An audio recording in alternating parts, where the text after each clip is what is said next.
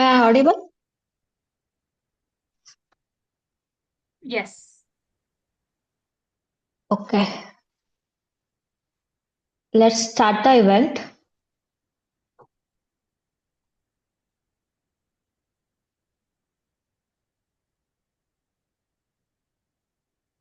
Good evening, everybody. Let us welcome to all. Welcome to this event, the Friends of Elephant. Let us know what is Friends of Elephant first. Let us understand what is the Friends of Elephants. Friends of Elephants is not an organization and is not a purpose to become a one. It is an informal group of people coming together with varied expertise concerned about elephants and other wildlife.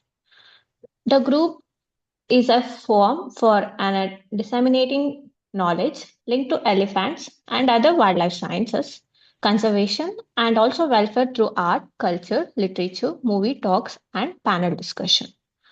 We have been conducting these events as offline events since April 2014 and from 2020 as online event. Our expectation is that people who have attended our events, formally or informally, participated or helped to develop appropriate conservation and welfare measure for wildlife, including elephants. I'm very excited uh, to host this event. The Friends of Elephants in the collaboration with Wildlife Academy present. Today's event topic is Elephant Couple, Elephant Foresters. Let us follow the schedule introduced by myself, the introduction given by myself. We have two talks. The talk one by Dr. Ramesh Kumar P, IFS. The topic Human Elephant Conflict Management in India, Karnataka Model. The talk two by Dr. Malathi Priya M, IFS. The Elephant Task Force in Karnataka and in role in prevention and mitigation of human elephant conflict and lips up of Dasra in Karnataka. In this event, we have a special segment about conversation between Dr. Ramesh sir and Malti ma'am about elephant partner precipitation experience and challenges in managing elephants in Karnataka. The lastly, we have a Q&A session moderated by Gagan MS. Uh, Let us introduce myself. I'm Anjushri SV. I'm a post-graduation student in wildlife and management. I completed in Kuvempu University. I have an experience in nature walks and wildlife tours in Trivik Resort, Chikmagalur. I have developed my deep affection for an natural world and me interested in elephant ecology. Currently, I'm proud to be part of Friends of Elephants team. As a naturalist, I'm passionate about educating people about importance of wildlife and conservation. I'm excited to collaborate with like-minded individuals and organizations to drive meaningful change in wildlife conservation. I'm giving an opportunity to introduce today's event, and I am pleased to do so. Let us, this is my brief introduction. Let us start a talk one by Dr. Ramesh Kumar P. IFS. The topic, the Women Elephant Conflict Management in India in Karnataka model.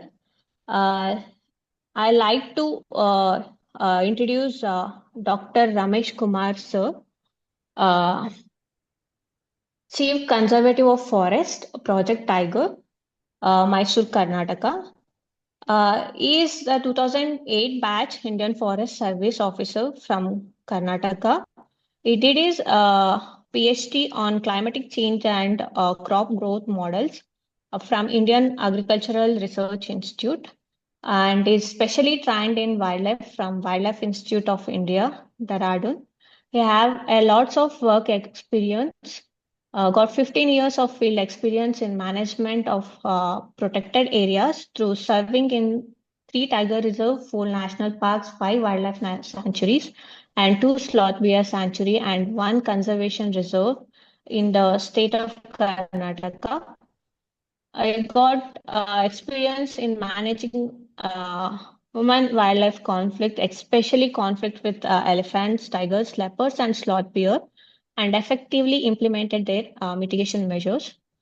He also published more than 24 scientific research papers in peer-reviewed journals, and he written two tiger conservation plans and seven management plans for the management of protected areas. He got so many awards. He received Ising Fellowship from MOEFNCC.New Delhi in 2010 for Wildlife Diploma course.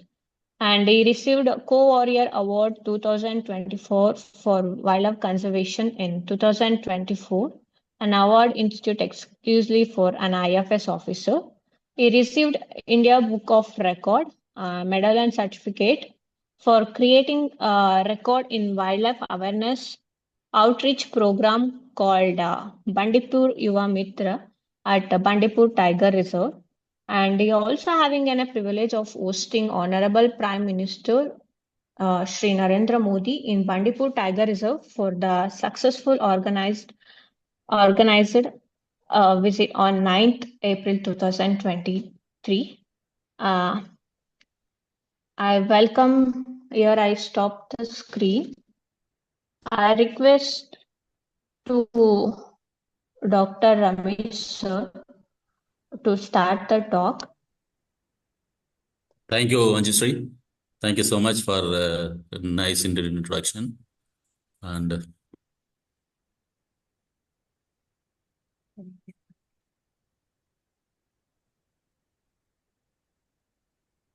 all can see the slides. Can you hear me? Can you hear me? Yeah. Yes, sir. Yes, sir. So you all could see it, no? Yeah.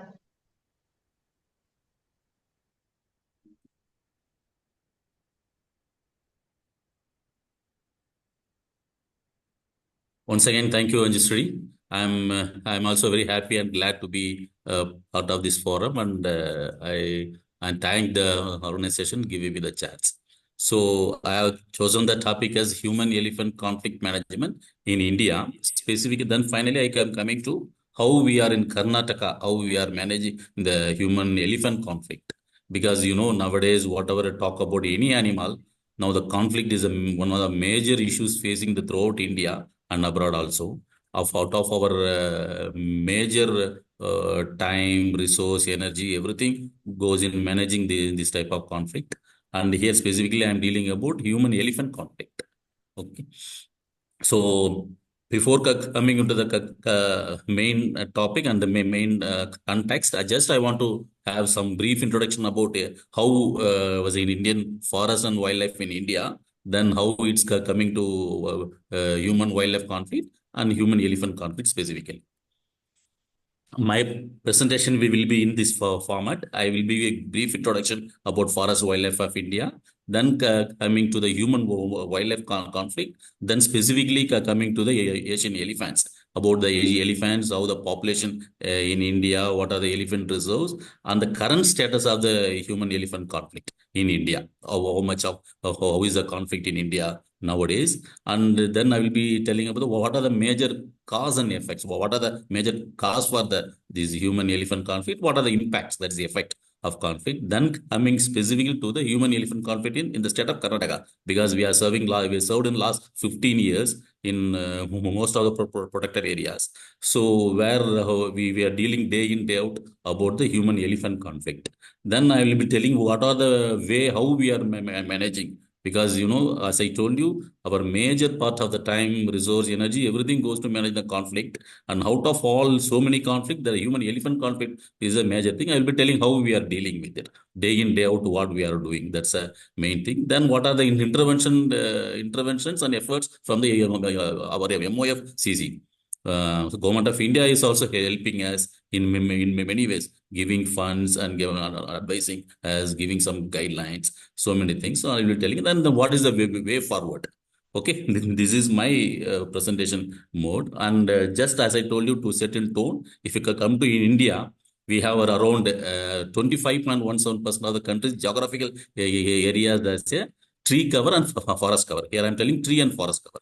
Okay, so with the 1.4 almost 1.4 billion population, we are one of the most populous country in the world. With this type of population, we could increase or we could maintain, and even we could increase the forest cover. You can see compared to the last estimation, now our 1,445 square kilometer for forest cover has increased when compared to 2021. I'm telling about 2023 data.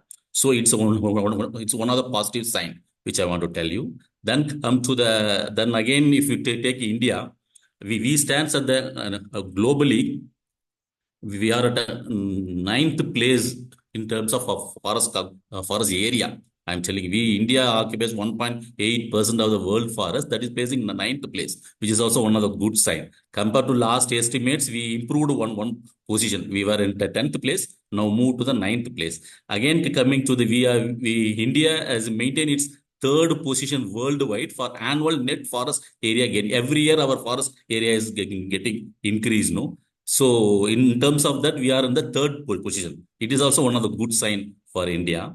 And India ranked fifth globally as a carbon sinks. Nowadays, global climate change, global warming, climate change. In this aspect, our forest serve as one of the major sink for this carbon. And in this ranking, we are fifth globally as our forest serving as a carbon sink. It is observing about 150 metric tons of carbon dioxide per year from the year 2021 to 25. I'm telling the data. So all these things shows a very good positive sign. And coming to the wildlife. So if you come to the take wildlife, India among the most biodiverse countries in the world, which I am telling the statement because India is home to 8% of the all known species, even including plants and animals. If you take a plants alone, 12% of the world's recorded flora, that is 47,000 plants we have. And come to the faunal species, 7.28% of the global fauna we India have.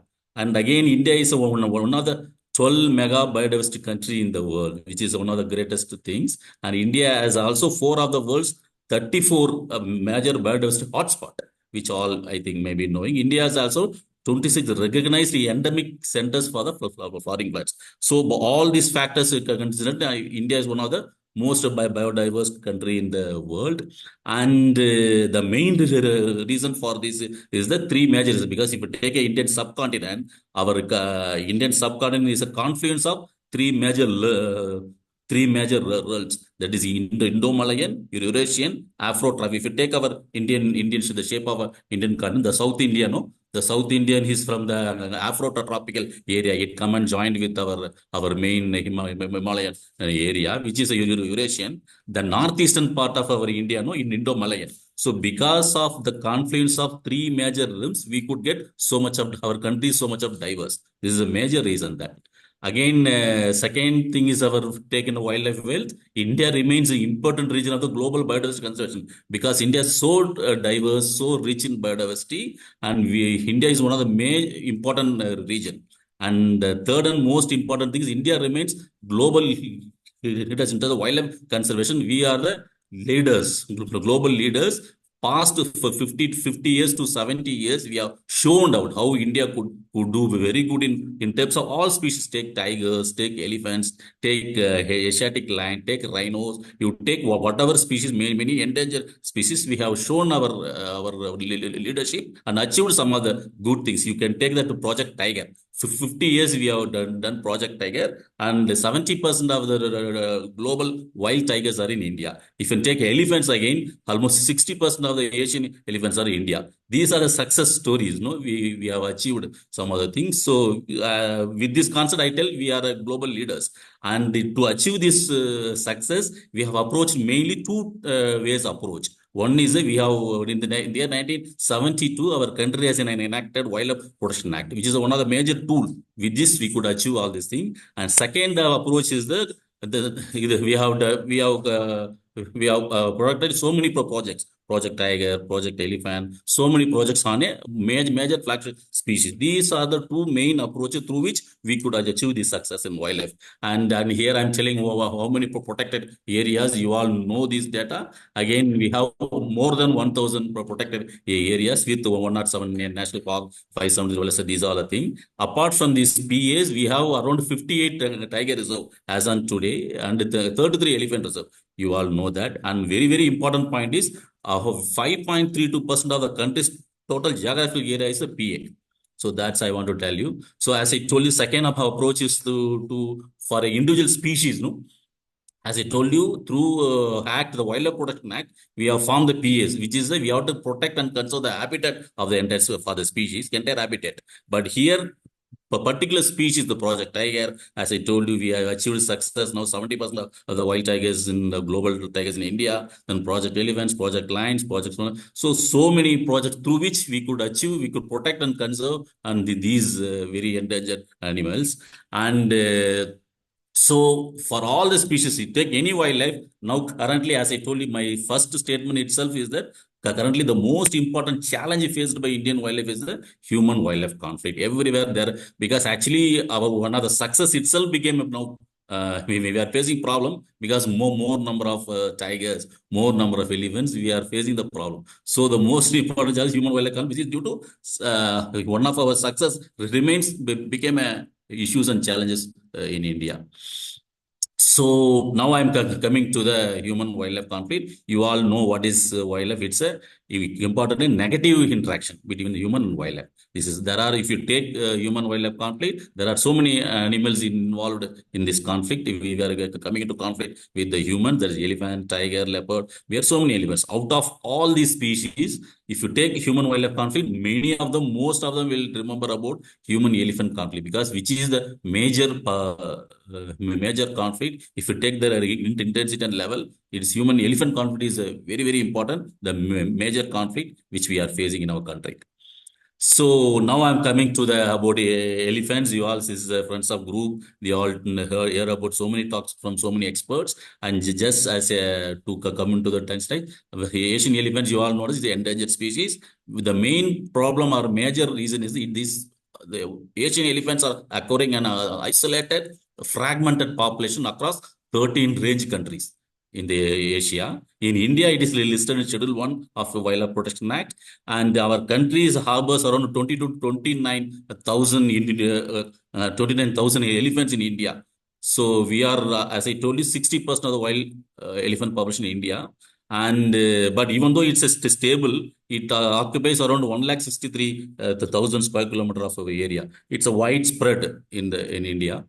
So regarding population, very to the 2025 only, we got our estimation using the DNA based mark recapture method, which is more scientific. This is the first time we are adopted. As per this estimation, we have to in India 22,446 elephants in India.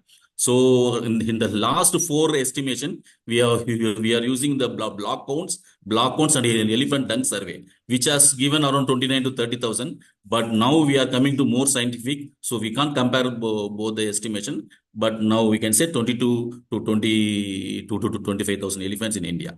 Now coming to the major issues facing the elephants. We come to elephants, no? As I told you, human elephant conflicts. You talk about elephants, the only or major thing we discuss about conflict. You take in any state, so in South India, Central India, Eastern India. So if you take any area, the human elephant conflict is the major. So, on second most issues facing the elephants are impact of infrastructures.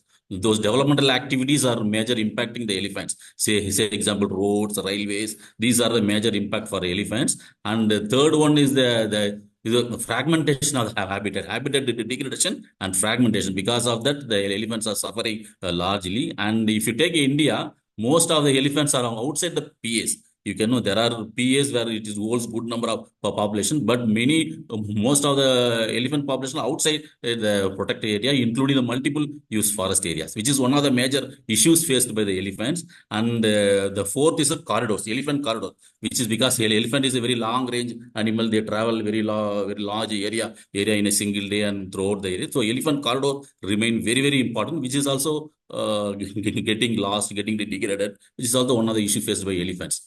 Now, if you come to the elephant reserve, I told you there is a tiger reserve as per the Wildlife Protection Act. It's similarly, we have 33 elephant reserves. Okay, elephant reserves. But as I told you, when compared to the tiger reserves, these elephant reserves are not only the PAs. It is a PA, other area, non-PA areas, the human-dominated areas. This is the speciality of elephant reserves.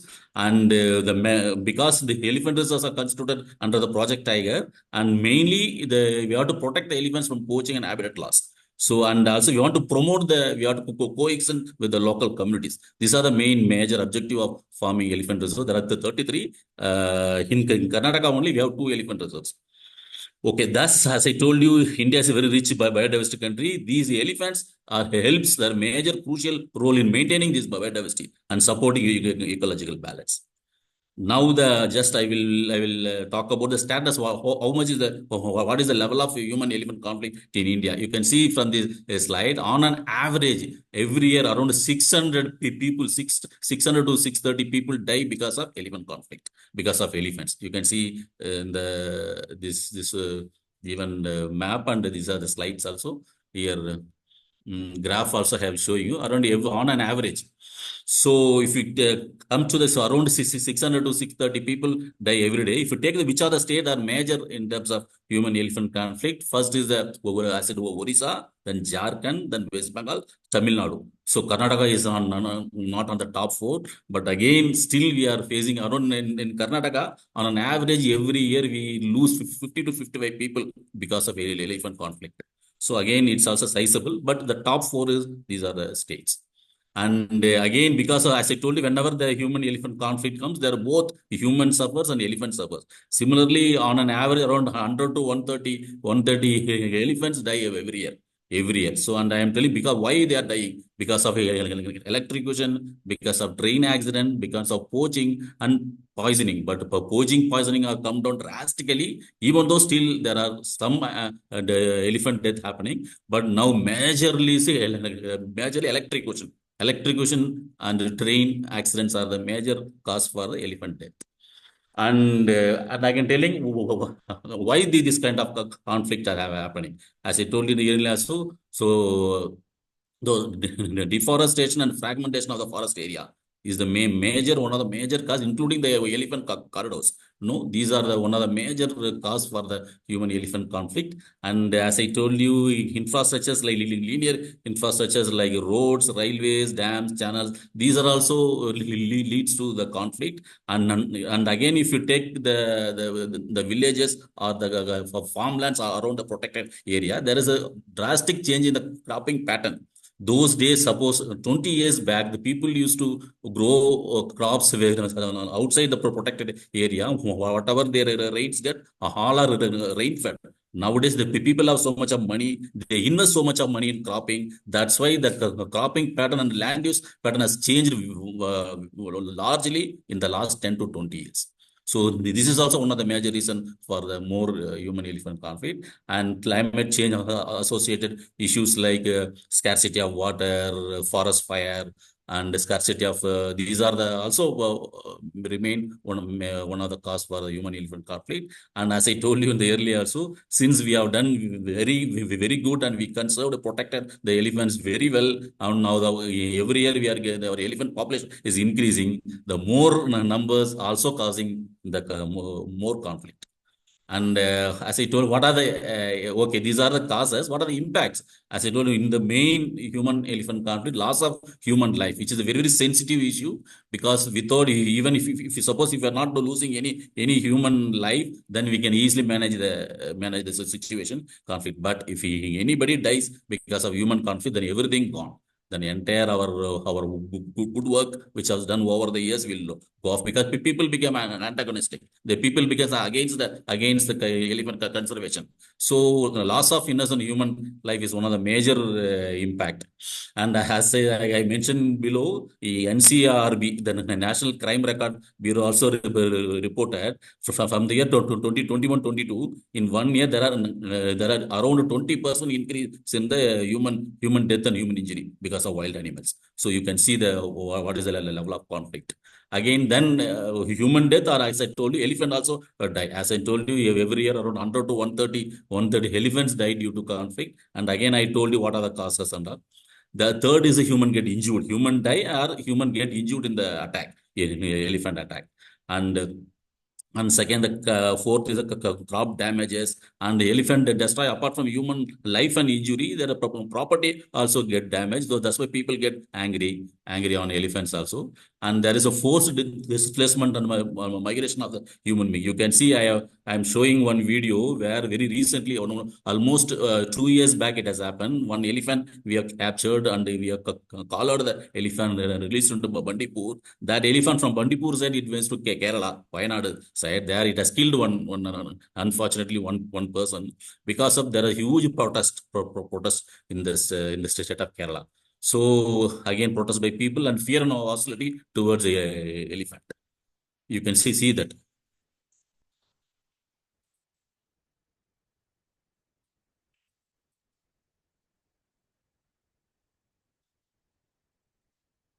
Why not it has happened? You can see the level of protest by the people.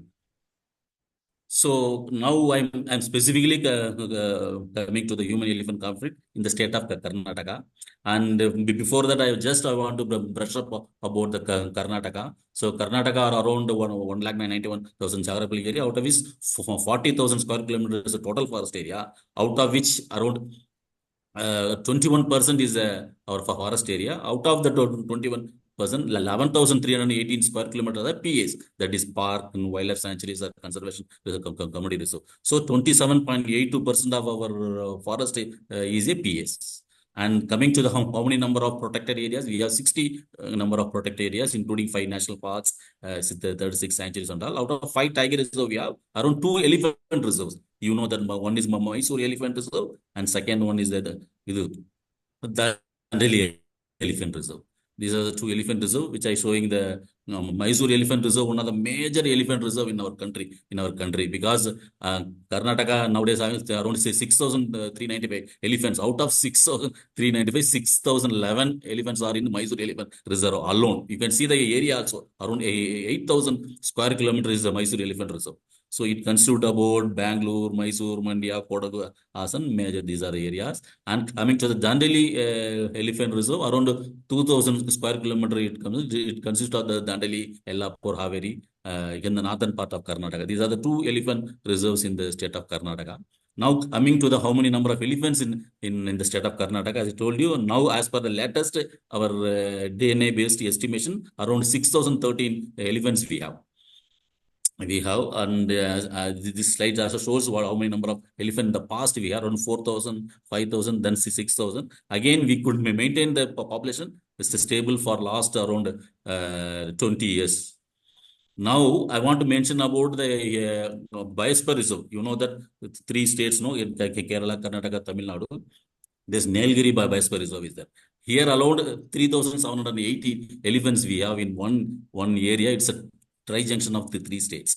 So this is one of the most important area in the entire country. And as per our current estimation, in the Western Ghats alone is having 11,900 elephants in the Western Ghats.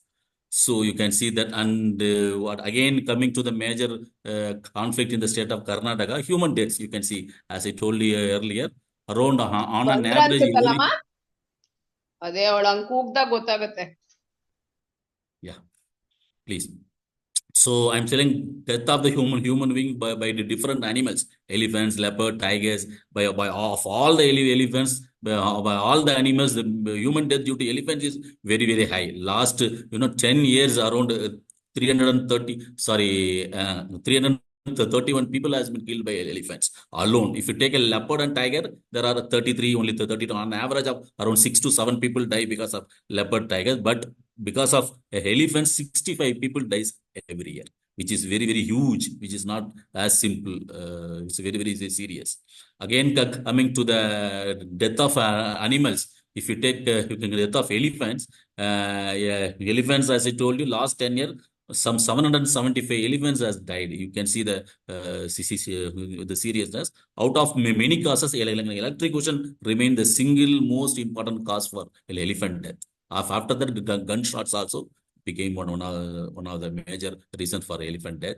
Again, the different conflict data I'm showing, 2002 to 2024. Here, because of elephant, the crop damage is the very serious crop damage. Even we can manage some of the crop damage, but any human death, human dies, then we cannot. The situation goes out of control. So we are working hard to control, prevent any human life and human death or human injury. Again, coming to the 24, 25 to 26 alone, there are 17,000 crop losses due to elephant, and human injuries 168 cases. It means 168 incidents because there are injuries happen due to elephants, and property damage also around 1,661 cases.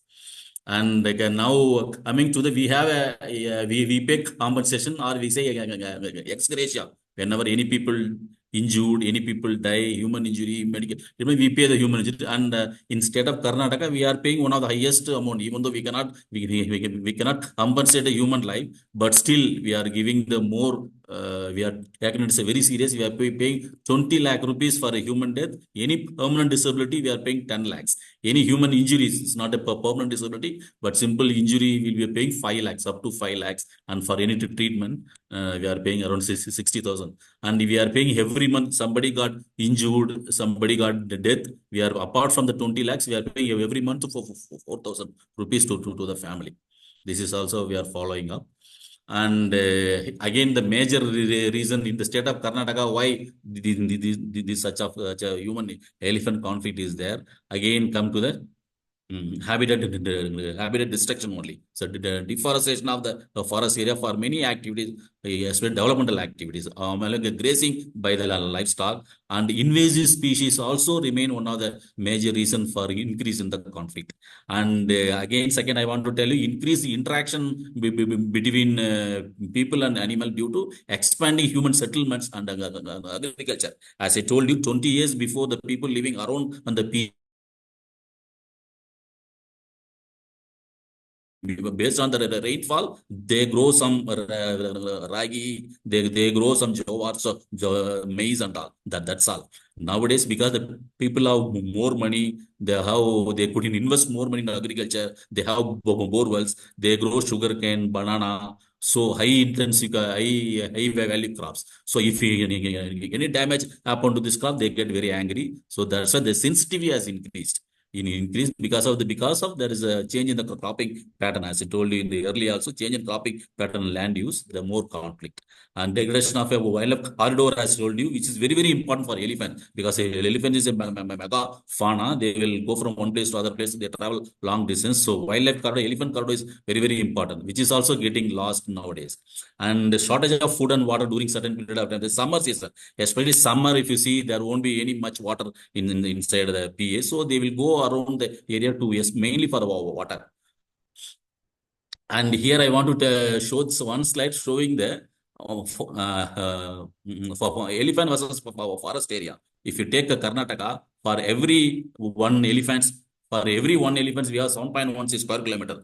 But if you go to Jharkhand, Orissa, and other states of West Bengal, Jharkhand, there is every elephant, there is 41 square kilometer, 24 square kilometer, 34 square kilometer. There are more. If you take Chhattisgarh, for every elephant they have, there are 225 square kilometer area. So you can see how this is because of two reasons. One is more elephants in our area, and our forest area is less compared to those states. Just I want to show this one. And second, why there is a conflict is the people behavior. Those tourists visiting the PAs, are visiting or they're crossing the PA, they won't behave properly. Even though we tell so many things, when they will get out of vehicle inside the PA, so that's why they will come into conflict with the animals. Again, here I want to mention about what are the mitigation measures we are following. Generally, if you take a human-elephant conflict, majorly we have a barriers. physical barriers is the one of the major thing, because we don't want to allow elephants to go out of the PA where they are living. So physical barriers is the one of the major measures we are following. Different types of barriers we have, and second, we have to improve the habitat. Mainly, the animal needs food and fodder and water. So if you give the fodder and water inside the protected area, they won't go outside. But still, again, it's not purely because only for water and food. Sometimes some animals get after eating those crops, very high value, high rich nutritional crops, they get addicted. They become habitual. So again they goes outside the PA. But again, we want to improve the water and water availability inside the protect area. Then we use of different ICT technology, AI technology, some advanced technology to minimize this conflict. And translocation and rescue operation is when the situation goes out of control, we could not do anything. The ultimately, finally, we do this operation. So translocation of the problem animal from one place to other place, or one place to we are capture and put it into crawl and captivity. We bring it to captivity. Then one more very important is, as I told you, wildlife corridors and safe passage is one of the. It's not a short term; it's a very long term measures. These are the five different types of measures we adopt. Just I will tell you one by one.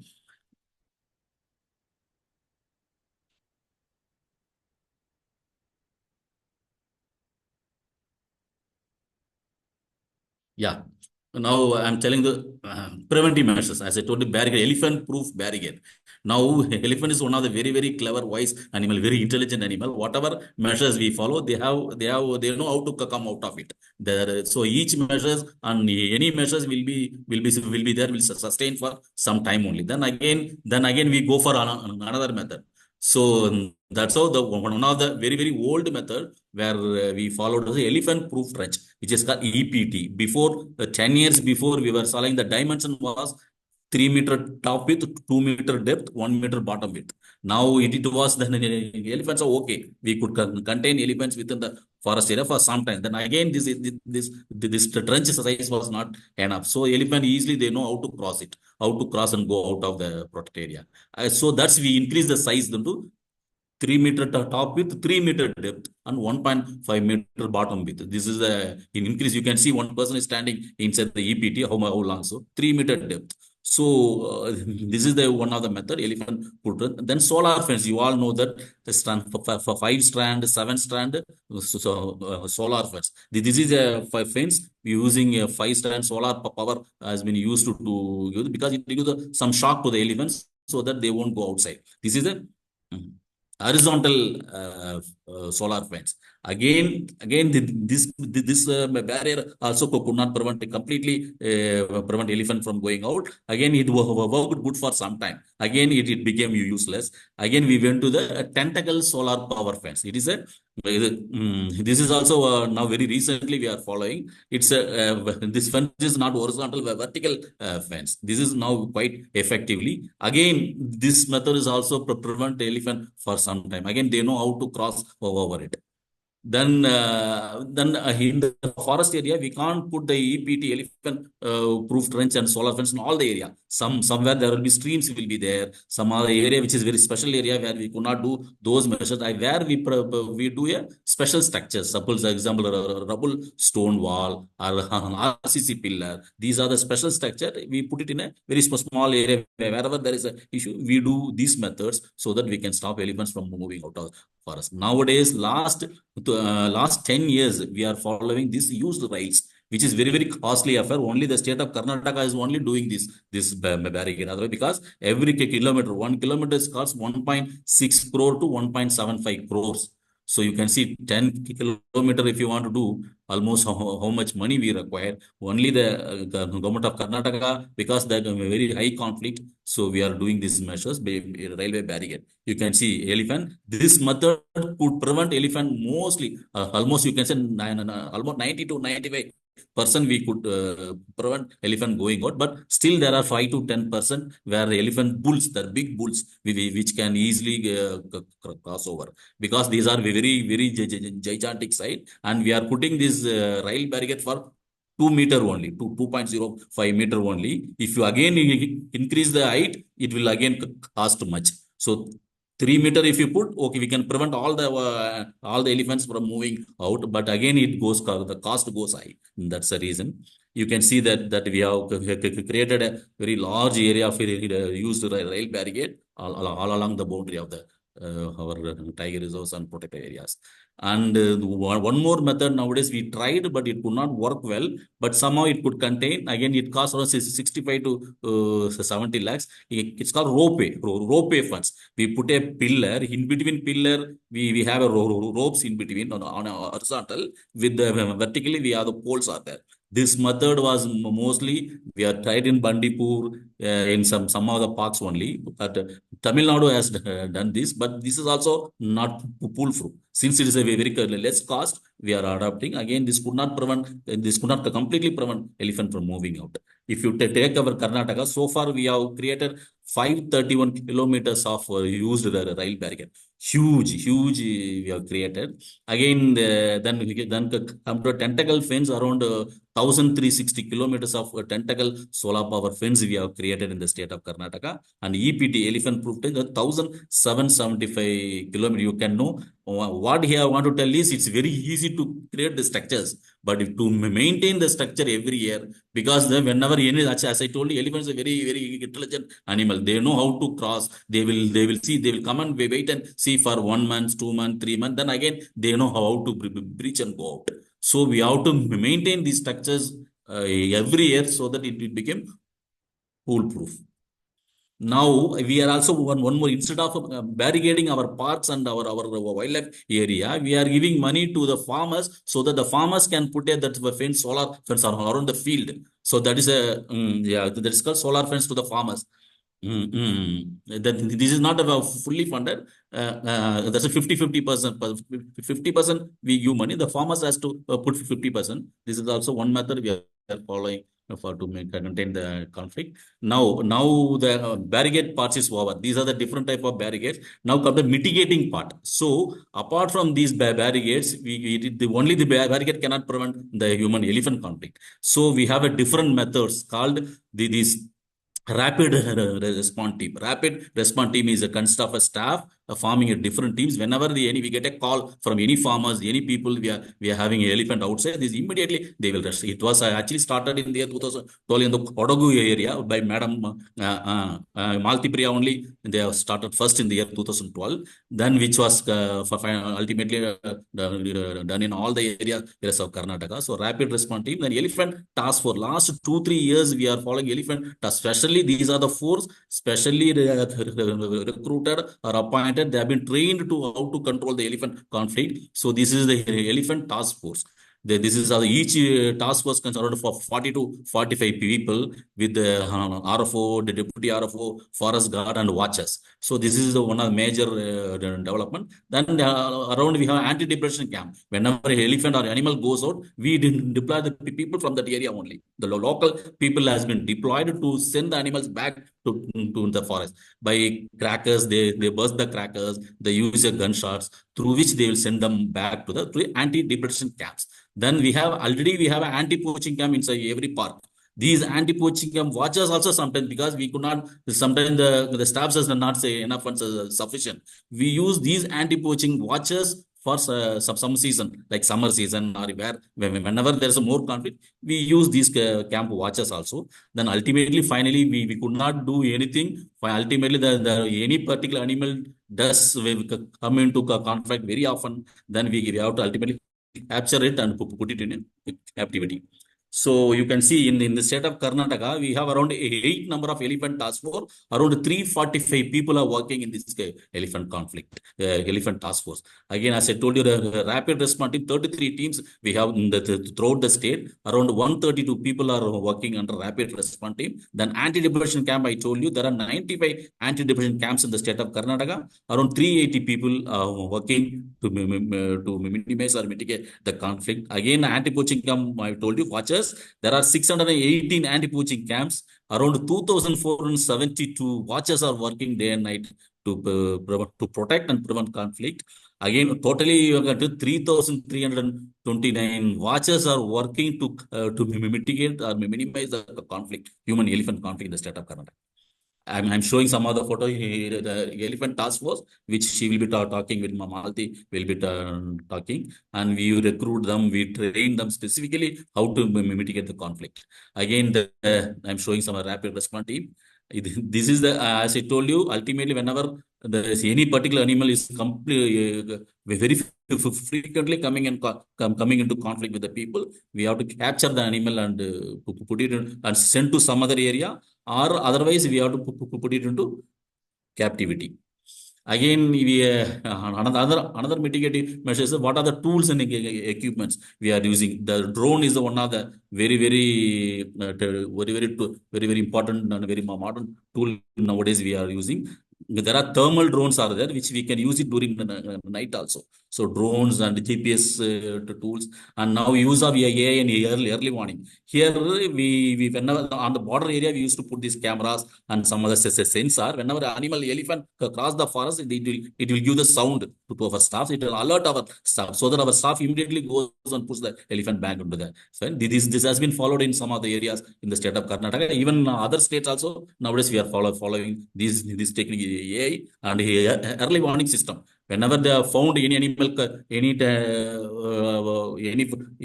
elephant is crossing, they immediately alert our staff. Our staff will go and send them back. And sometimes we used to alert the people also. We send them a SMS message to the people who are living around the people, so that saying that there is an elephant in your area, please be safe. So this is a early warning system. And after appointing these people, we have to conduct the training and capacity building of the staff, because whenever our people involved in the mitigating the conflict, they also get killed. Our staff is also very vulnerable. So we have to train them properly, build them capacity, so that they will do the work very properly. Again, now coming to what are the tools, different tools, the drones, the CCTV cameras. We are using camera traps, using jeeps, vehicle, lorries. There are different tools and equipments we are following. Again, the Kumki elephant of Karnataka is one of the most well-trained, sophisticated captive elephants in Karnataka we have, which has been used to capture even tigers, even elephants, all the animals. Here comes to the, as I told you, Kumki elephants. We have around 47 number of Kumki elephants in the state of Karnataka. We used to give Kumki elephants to the Andhra, even to MPs and different other states also. We are sending the Kumki elephants. Actually, around for 10 years before, we have sent Kumki elephants to the state of Maharashtra. They have captured 5 to 10 elephants there. So we have well-trained and well sophisticated Kumki elephant. They are doing very good job. And doctors is one of the major requirement, because to capture any animal we need a veterinary doctor, which is a shortage in nowadays in state of Karnataka and other state also. Again, nowadays very recently integrated command and control center. These are the integrated command and control at the state level we have at the state and the Bangalore, and every divisions, each division we have a command and control system. There are totally 11 command and control centers we have in the state of Karnataka. They anytime any elephants go out of forest, we get a call from the farmers. Immediately our people go into action. They used to send them back into the forest. And I want to mention it in this human elephant conflict. Sometimes we have saved some of the elephants. This is one elephant in the Bandipur Tiger Reserve. 2.5 years back, it got shocked by an electric fence made. Some farmers given the electric shock from the current. So the elephant got a shock. We got a message. Immediately we rushed to it. Immediately within an hour we rushed to the spot. Because of we reached the spot within a time, we could treat the animal. Within a day we could revive the elephant. Otherwise, you can, as I told you, the electric shock and electrocution is the major cause for elephant death. In this incident, we have tried the whole day. Finally, we could save this elephant, which has given our PMG, our PM Modi, and our Honorable Union Minister for Forest also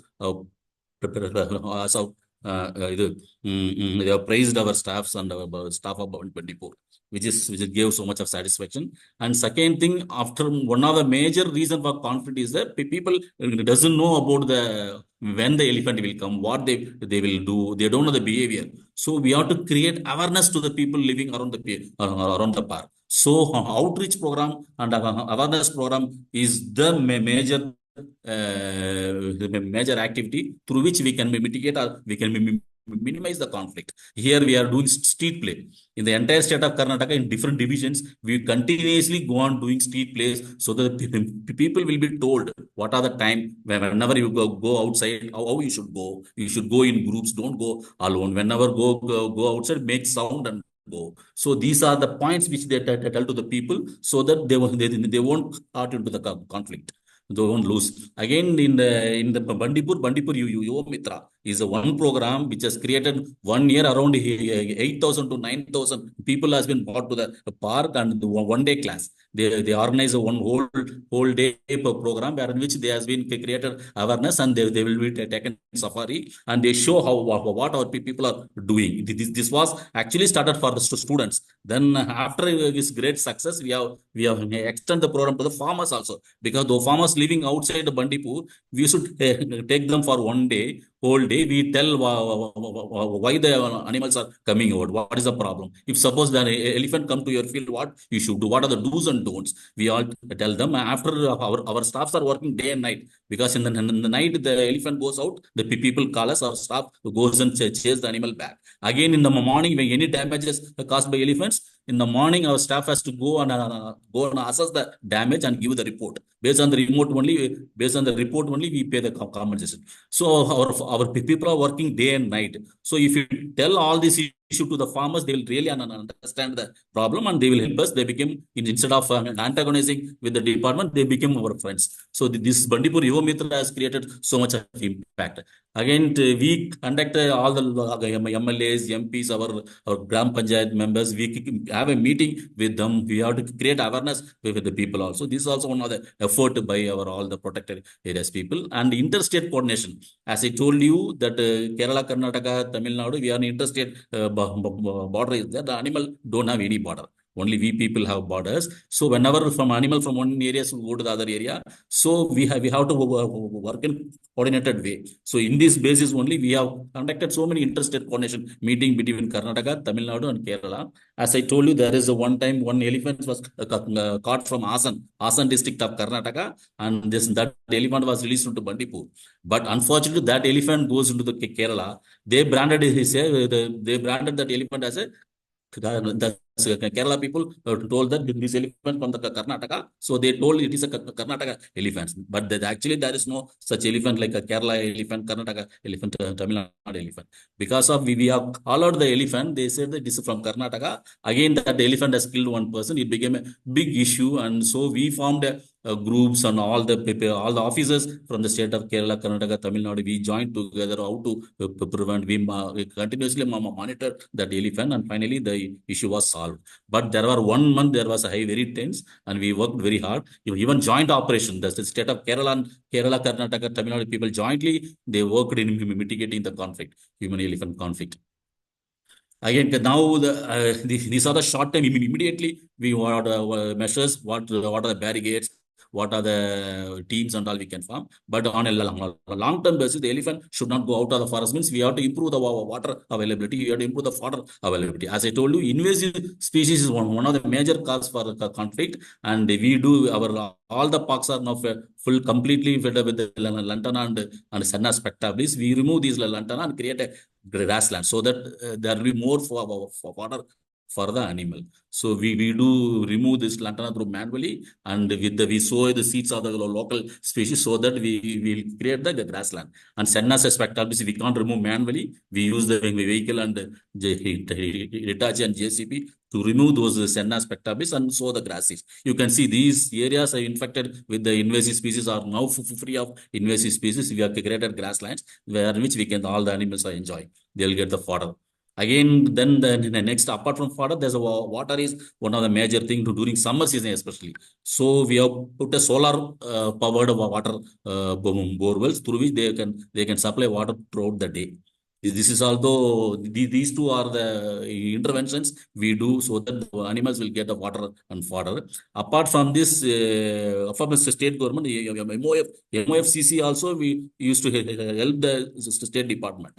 Like the center releases the main guidelines, human wildlife conflict, how to go about it, how to mitigate it. They used to release some of the guidelines which we have to follow, and these are the actions. So they are told what are the measures, how to we work. So they are given some of the guidelines and manuals also. They are released the field manuals for managing. So in this manual they are given everything detailed. They given everything how to go, but whenever the elephants go out of the forest area, how to approach, how to bring the animal back to the forest. Whenever it goes out of hand, what are the how to capture the animal, and while during capturing an elephant, what are the steps we have to follow, what are the precautions we have to follow. Everything it has given in the field manual. And now very recently, 1 year before, 1 or 2 year before, they have MOFCC has given ಇದು ROP, recommended operations, operating procedures. What are the things follow whenever to capture the animal? So they are given. Again, finally, I'm coming to the conclusion part. How the human elephant mitigation? What are the way forward? The major six things we have to follow. We have to strengthen the existing PS. What are the protected areas we have? We have to strengthen those protected areas. We have to improve the habitat. Those corridors is very, very important for elephant. We have to protect those corridors and conserve these elephant corridors. And the third thing, as I told you, the food and water, the habitat restoration, which is very important, but it's a very site specific. Based on each site, we have to take up the based on the carrying capacity. We should not go on do. We have to put our hand on the habitat before habitat manipulation. We have to carry out carrying capacity based on that only habitat restoration. And community involvement is the most important, because nowadays we do whatever we do, without any involvement of community, if we won't get success. So community should be involved and they should be inclusive management, because these people are living around the park. They know they have seen the animal, they've seen the area since the entire lifelong. So we have to involve those people, and use of high technology, but very recent technology is also one of the major thing. And as I told you, outreach program, awareness program. Without creating outreach awareness program, by creating more outreach awareness program, we can prevent human death or human injury. Again, if you come to the real issue, budgetary. Whatever you do without budget, we can't do anything, any measures, any mitigation, preventive measure. I have shown you here one paper cutting. It shows that there is how many human death, how many human and elephant death, and against how much of budget we are getting. You can see from the year 2018 to 2022, the human death are increasing. Human death due to tiger, due to elephants are increasing. But the budgetary allocation, you can see though, from the year 2019 to 23, the budgetary allocation for the wildlife conservation is going down. So without fund, we can't do anything. Again, of all the measures, I told you so many barricades. Of all the measures, those rail barricades is one of the most effective and most effective barricade which could prevent elephant from going out. But again, it's a very, very costly affair. We need more fund for that. And again, I want to tell you here, we cannot follow any one barricade. We have to use multiple barricades to prevent elephant going out. And we have to establish human wildlife monitoring cell in the center, so that exclusively this human elephant conflict can be monitored. And like those tiger for foundation fund is there. No, similarly, elephant for foundation should be bought out, and elephant for fund should be created, which is a human wildlife conflict mitigation foundation and fund. We should bring an amendment in the Wildlife Protection Act so that we can have this for foundation and fund. Finally, and we should have more number of wildlife rescue and rehabilitation center. Whenever any issue happens, we have to capture the problem animals, and for that we need a rescue and rehabilitation centers at all the district of a state. And as I told you, wildlife veterinary doctors are in very high demand, because nowadays we won't get veterinary doctors. They should all be appointed, and we have to declare this human elephant conflict, human wildlife conflict as a national disaster, so that we will get the support from the government. And we have to coordination with the department, other department, like agriculture department. We have to coordinate and work very closely with the department. And finally, I will tell the insure the crops, insure the people, so that whenever something goes bad, they will get some money out of it. So with this, I'm coming to conclusion of my presentation. And here I put some of the points only. It's all based on how the audience will ask the question. We can explain them. So thank you so much.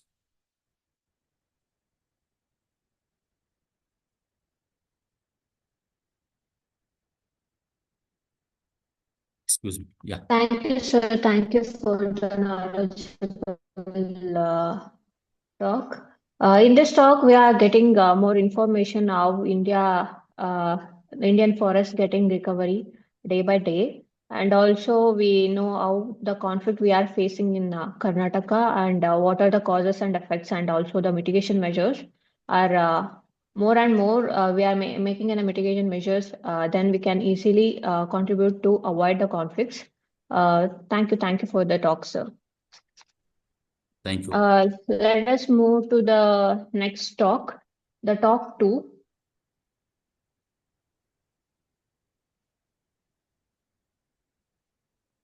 Talk two by Dr. Malathi Priya, IFS, about Elephant Task Force in Karnataka and its role in prevention and mitigation of human-elephant conflict, and glimpse of Dasra in Karnataka. Yeah, just Ma a minute. okay. I like to give an introduction about Dr. Malathi Priya M, Chief Conservative of Forest, Chamarajanagar Circle. She is in Indian Forest Service in 2008 and is completed a PhD in environmental science with specialization in climatic change and crop growth models from Indian Agricultural Research Institute. And she is specially trained in wildlife from Wildlife Institute of India. She have lots of work experience, more than 15 years in field experience in various wildlife division, territorial forest division, working plan and research wings across the state of Karnataka, and experience in protection, conservation, and management of flagship species like Royal Bengal tiger, Asian elephants, leopards, etc. And she also having experience in managing elephant conflict, especially conflict with elephants, tigers, leopards, crocodiles, and sloth bears. And effectively welcome you, ma'am.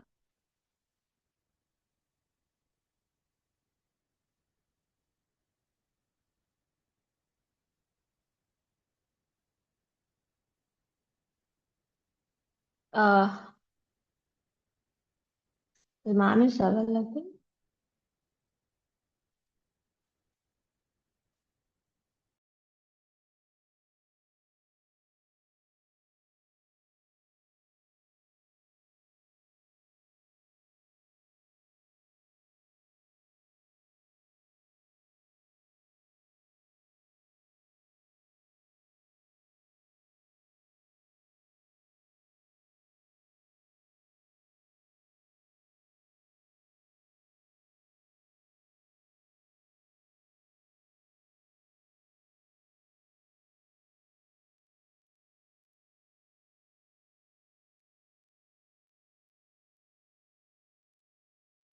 Good evening. Can you hear me? Good evening, ma'am. Yeah. Yes, ma'am, audible. Yes. Just a minute.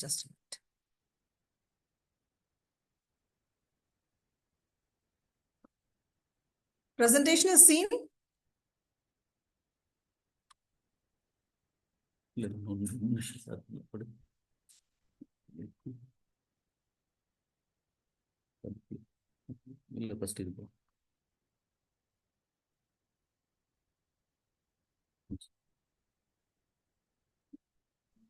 We still see the older presentation, ma'am. Resume.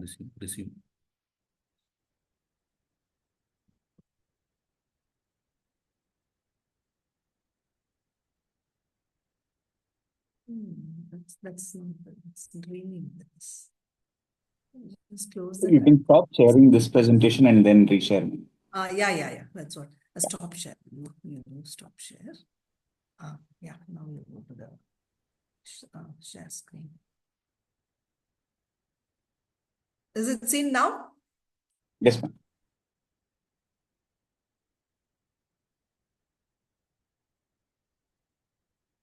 This. Actually, very different. No, yeah. It's- PDF file. Yeah. How to reduce it?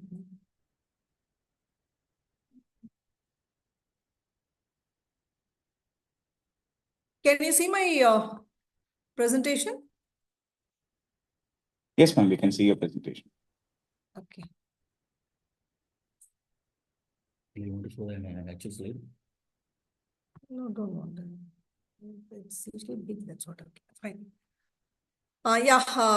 Very good evening to everyone present here. And I really, first of all, I congratulate the Friends of Elephants for continuously doing such kind of programs. And I think this is my second talk for the Friends of Elephants, if I could recall properly. And really, it's a great job that's being done by you people and creating awareness for one of the important wild animal of our country, that's Asiatic elephant. And really hats off you two guys. And I really thank Anjustri for introducing me. And I also thank Gagan. I don't know whether Gagan is here or not. And even Mr. Surendra Verma for giving both of us this opportunity. Since you told it's an elephant couple program, so we wanted to sit together and do it. So that's how we are together and doing this program. And thank you so much. And I also thank Dr. Ramesh Kumar because he has made my talk very simple, because he has given almost for 1.5 hours, he has taken a detailed presentation of what a human-elephant conflict is and how it is getting mitigated or prevented by the state of Karnataka. What are the different activities that we are doing to mitigate such conflict and get a good rapport from the public for the forest department. So I think during his entire presentation, there was one slide which was telling about the prevention, like rapid response teams are created and elephant task force is created and anti-depredation teams are created in order to prevent such human-elephant conflict. So my talk is mostly in relation to the elephant task force which was created in the state of Karnataka. So let me tell why this elephant task force and how it came into picture.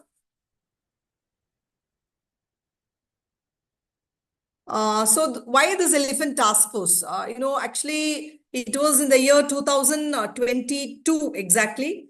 I think from the month of October, November, December, and January, there was a continuous death of human due to leopards.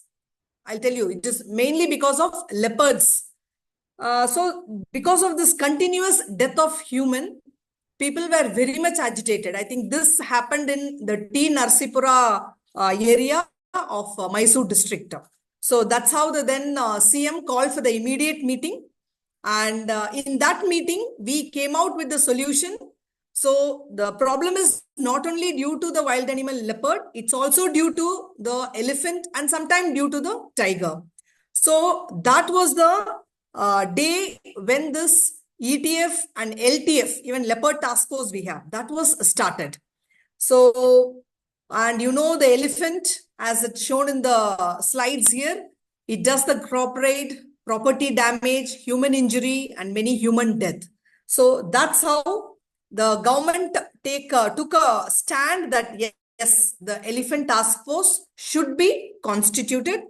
And so government of Karnataka constituted the elephant task force exactly on 21/11/2022 through the government order dated 21/11/2022. Thereafter, the elephant task force came into picture. So this is the elephant task force of Mysuru, and ETF Mysuru and leopard task force, LTF it is called. So these two were the first to be started in the district of Mysuru. Later it expanded to the other districts also. So I hope you all understood the background with which this elephant task force was created in the state of Karnataka. And the next one is, now here you can see the different locations. I think Ramesh also in his slide, he told that there are around 8 different elephant task force in the state of Karnataka, which I think you can see it in the map, and where are all they are headquartered. It's in Hunsur, then it is in Chikmagalur, then it is in Hassan, Chamrajnagar, Ramnagar, then later it extended to Bandipur and then Banarghatta. So totally at present there are around 8 elephant task forces functioning in the state of Karnataka. Here I have seen the clear thing, the district and the headquarters. So Mysuru, it's headquartered in Hunsur. Chikmagalur ETF, it is headquartered in Mudigere. Hassan ETF, headquartered in Sakleshpura. Kodagu, headquartered in Kodagu itself. Chamrajnagara, headquartered in Kollegal. Ramnagara, headquartered in Satnur. Bandipur Tiger Reserve, headquartered in Hediala. Banarghatta in Banarghatta itself. You know, these are the 8 different hotspots, I can tell, where there are more conflict due to the elephant. That's the reason why these 8 ETFs are present and they are headquartered in the respective places inside the district. Now this coming to, this is the elephant task force of Hunsur, headquartered in Hunsur. Then next is, this is in Chamrajnagar one, headquartered in Kollegal. Then this is Kodagu, elephant task force of Kodagu. Then this is elephant task force of Bandipura, headquartered in Hediala. This is elephant task force of Ramnagara. And this is elephant task force of Chikmagalur. This is elephant task force of Hassan, where we are facing lots of problem in Hassan. I hope you all know that there are more of elephant conflict situation is prevailing in Hassan, but we are able to prevent and mitigate through these elephant task force people. And this is of Banarghatta. So this elephant task force, if you take the composition of each elephant task force, there will be, it is headed by one deputy conservator of forest, and there is one assistant conservator of forest and range forest officer. And there are 4 deputy range forest officers, 8 beat guards, and there are 32 outsourced staffs. So this is the total composition of each and every elephant task force that's present in our state.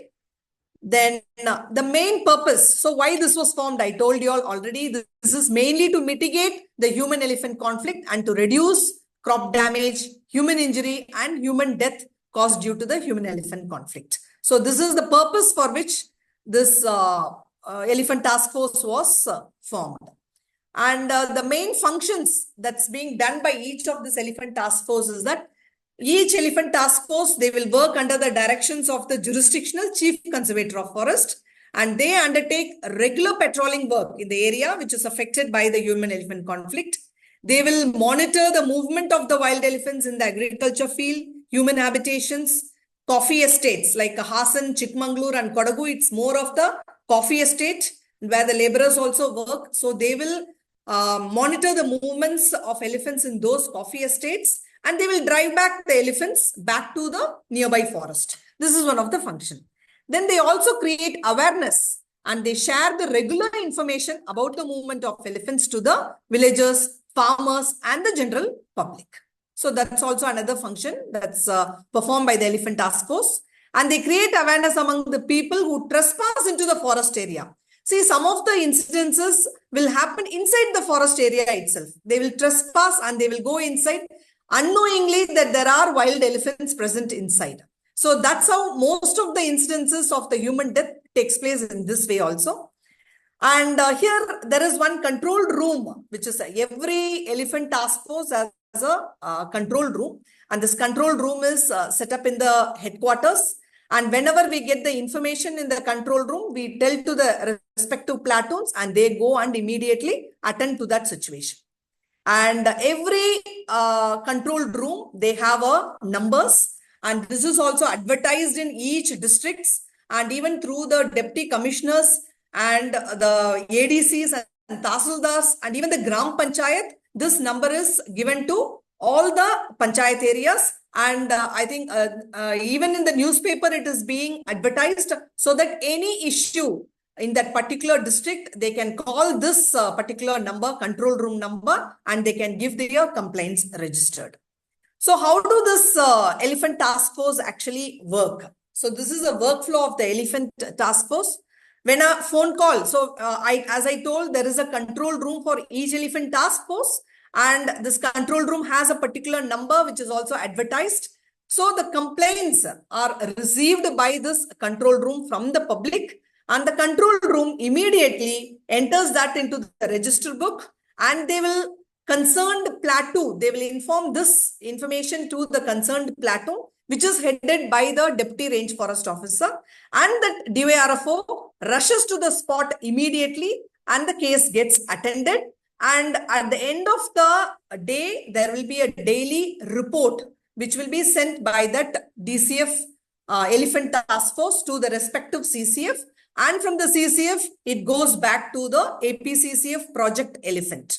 So this is a daily report we do about the what the Elephant Task Force is doing each day, and what are the complaints that's being attended by them, and how it is the problem gets rectified. And if it is a continuous problem, then till the end, that Elephant Task Force has to work in the field, and they have to mitigate that situation. So this is the workflow of the Elephant Task Force. This is the daily work report which I am telling. Every day, the Elephant Task Force DCF reports to CCF, in turn to APCCF Project Elephant. This is the workflow. Now the Elephant Task Force teams in the different field operations. So see how the farmers are there and the elephants enter into the field. So they also carry the driving operations. That's most important. See this elephant driving or tracking in the agriculture fields. I think you can see here the headgear of the elephants.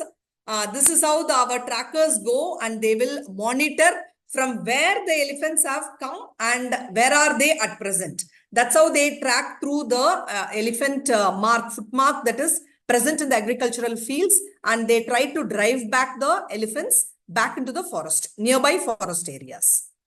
So they work both day as well as in the night. That's what I have shown in this picture.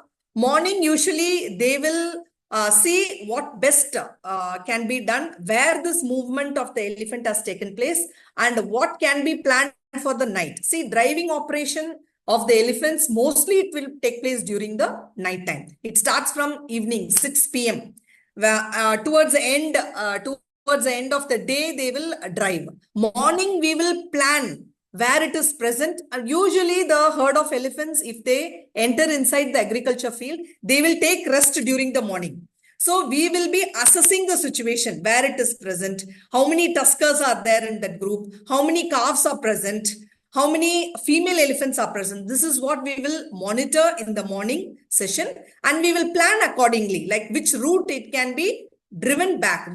That's what we plan in the morning. And only in the night, after 6 p.m., we start the driving or the chasing operation.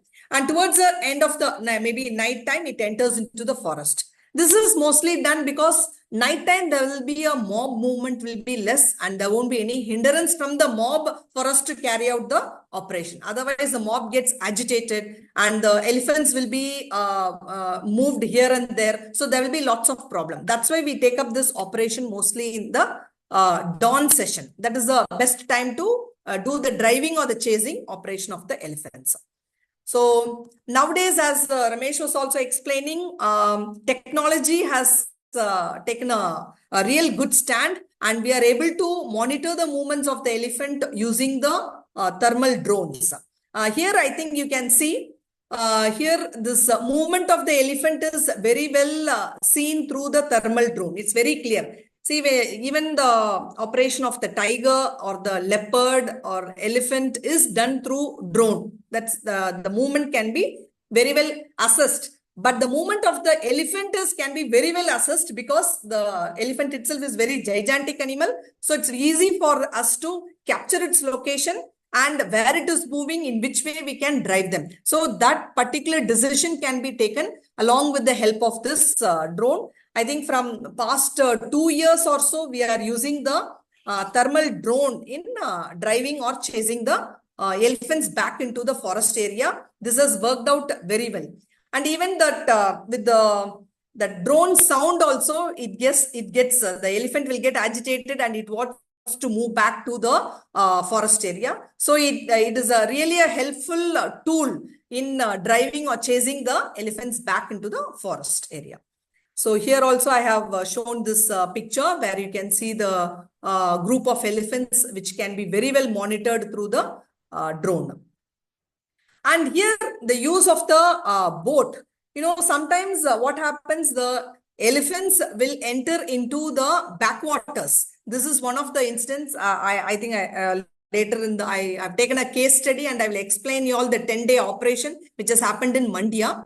So this is, you won't be knowing, sometimes it enters into the backwaters, and here you can see the island over here. They get stranded in the island.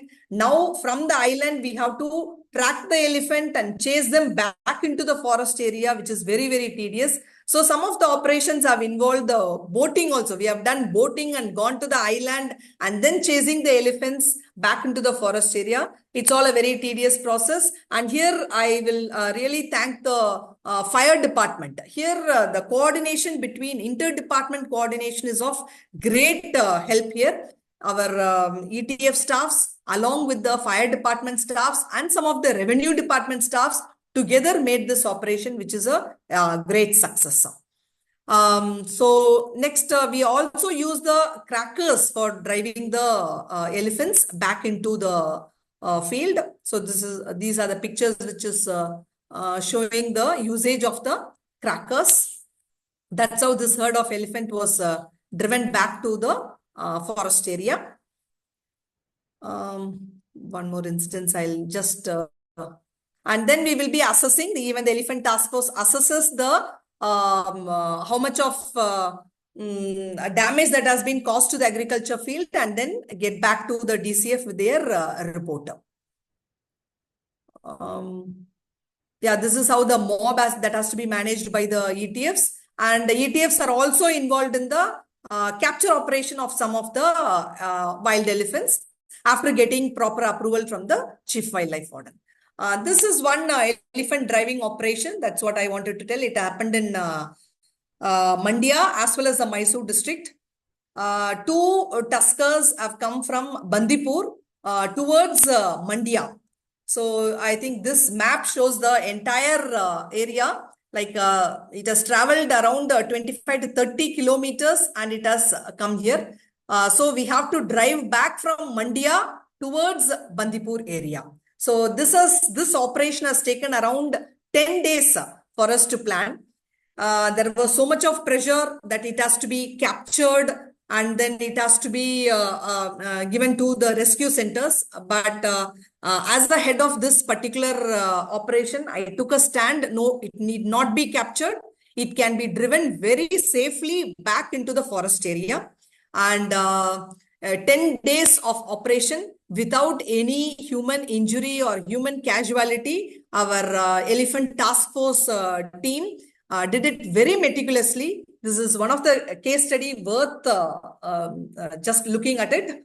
So you can see the 2 tuskers near the one fine morning. We understood there are 2 tuskers near the KRS backwaters. I think you can see over here. These 2 tuskers from the KRS backwater has to be driven back to the Sargur area, which is near the Bandipur Tiger Reserve. This is a task given to the ETF and they did it very meticulously. And the ETF is the main person who have done. Along with that, the territorial staffs were also part of this operation.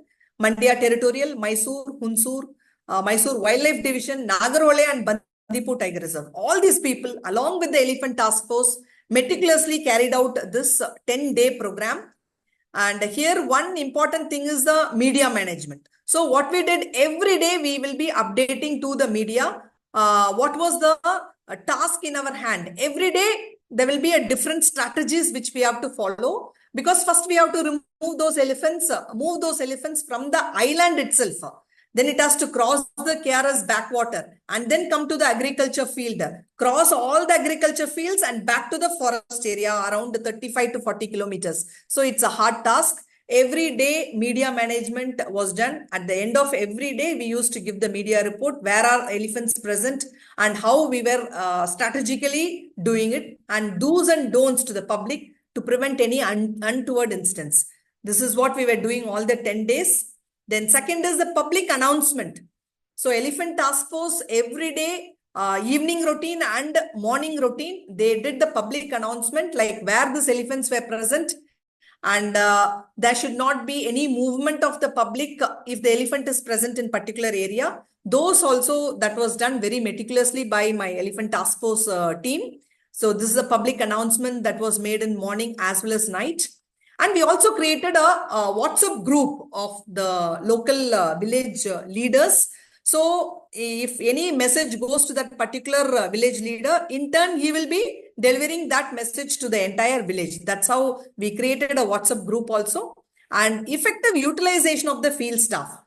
So when we pool all the staffs, we have to give them a morning duty and evening duty. So routinely, that was deployment of the staffs were done very meticulously. And command and coordination from my side, I did every day. And I was informing to the PCCF Wildlife also what was happening. And the unique style of operation using boats. So I think till now, the boats were not used for any of the driving or the chasing operation. And in this particular case, we used that boats also to chase it from the island towards the agriculture field. So in this entire operation, the different equipments and tools that was used is double barrel gun with the cartridges, drone camera and tracking for the tracking of movements, torchlights, because in nighttime operation also we used to carry out, then megaphones for the public announcements, crackers. We have a self-defense sticks and the GPS devices for updating the location, binoculars, because it's far away in the KRS backwater, we have to use the binoculars and track where it was present. Then speed boats, safety jackets for the boat patrolling team, bolero camper and bolero vehicles for the movement of staff. So these were the entire set of tools and machineries which we used for the entire operation. And so with that, this is one that case study which I would like to close. So that's how after a 10-day operation, the elephant went back from the KRS backwater to the forest area, Bandipur Tiger Reserve. It went back. So we did that operation very meticulously. And why? Because it is all because of the training and workshop and the capacity building that we conduct for the Elephant Task Force staffs. Apart from these type of operation, our Elephant Task Force also sometimes gets involved in the Leopard Task Force. Here you can see one, this is called as a Tumkur cage, which they are very, very effective in dismantling it and then engaging that particular Tumkur cage in a very important places. So, and they also perform the awareness program with the village people. They always go to the nearby villages and tell about the do's and don'ts, what has to be done when an elephant is present in a particular village. And they also carry out the elephant capture operation. And they will, during the fire season, Elephant Task Force will also come into picture, and they will also do the fire maintenance work and fire operation also they will be carrying out. So these are the other activities that's being done by the Elephant Task Force of Hunsur. Already I told about the control room, and these are the different equipments. Just I wanted to show through the picture. And so yes, that's all. This is how the Elephant Task Force team. I just told one incidence. I'll tell you, many complaints are received, and especially during the month of October, November, December, January, we receive lots of complaints. Until now, ETF Hunsur alone has attended to around 395 calls. Once its inception from the year 2022, and they have meticulously attended to all the complaints that have been registered. So really, they are doing a great job in it. And so with this, I wind up this particular session. And I'll also have glimpses of Dasara. That is in the next slide. I'll just open up that slide also, please. Thank you.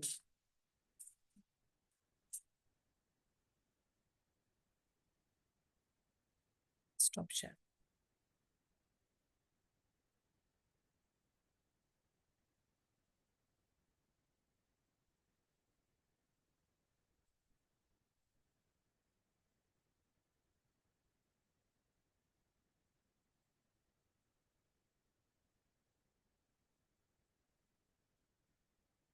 Dasara. Happily. Dasara. Happily.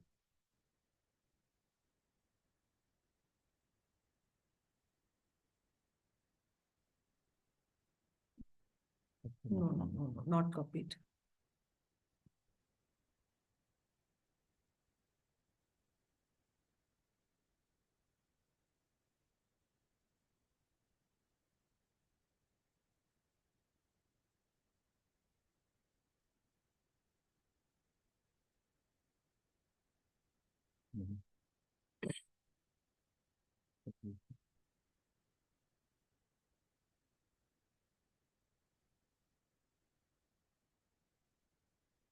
Hmm.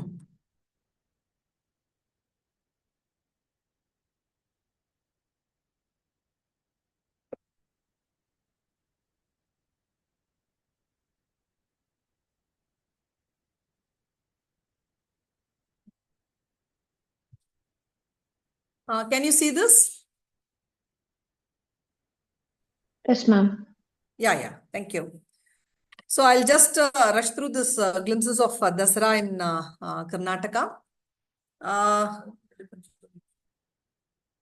We have many captive elephant camps in our state of Karnataka. We are prestigious known and we used to capture the elephants and make it into a kumki, and we have lots of camps with us. And around there are 8 to 9 camps present in state of Karnataka, and especially in the southern Karnataka.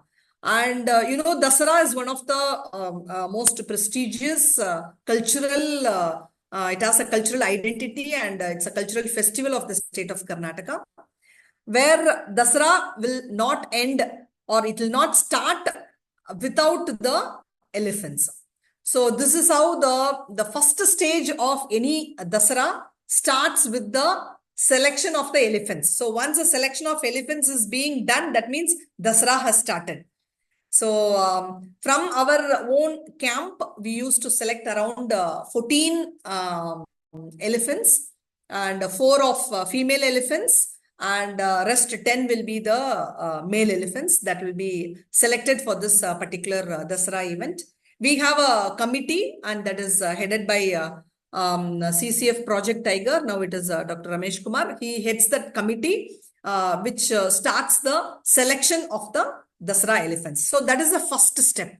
So we go to each and every camp. The committee goes to each and every camp, and they select, and we have a pro forma for that.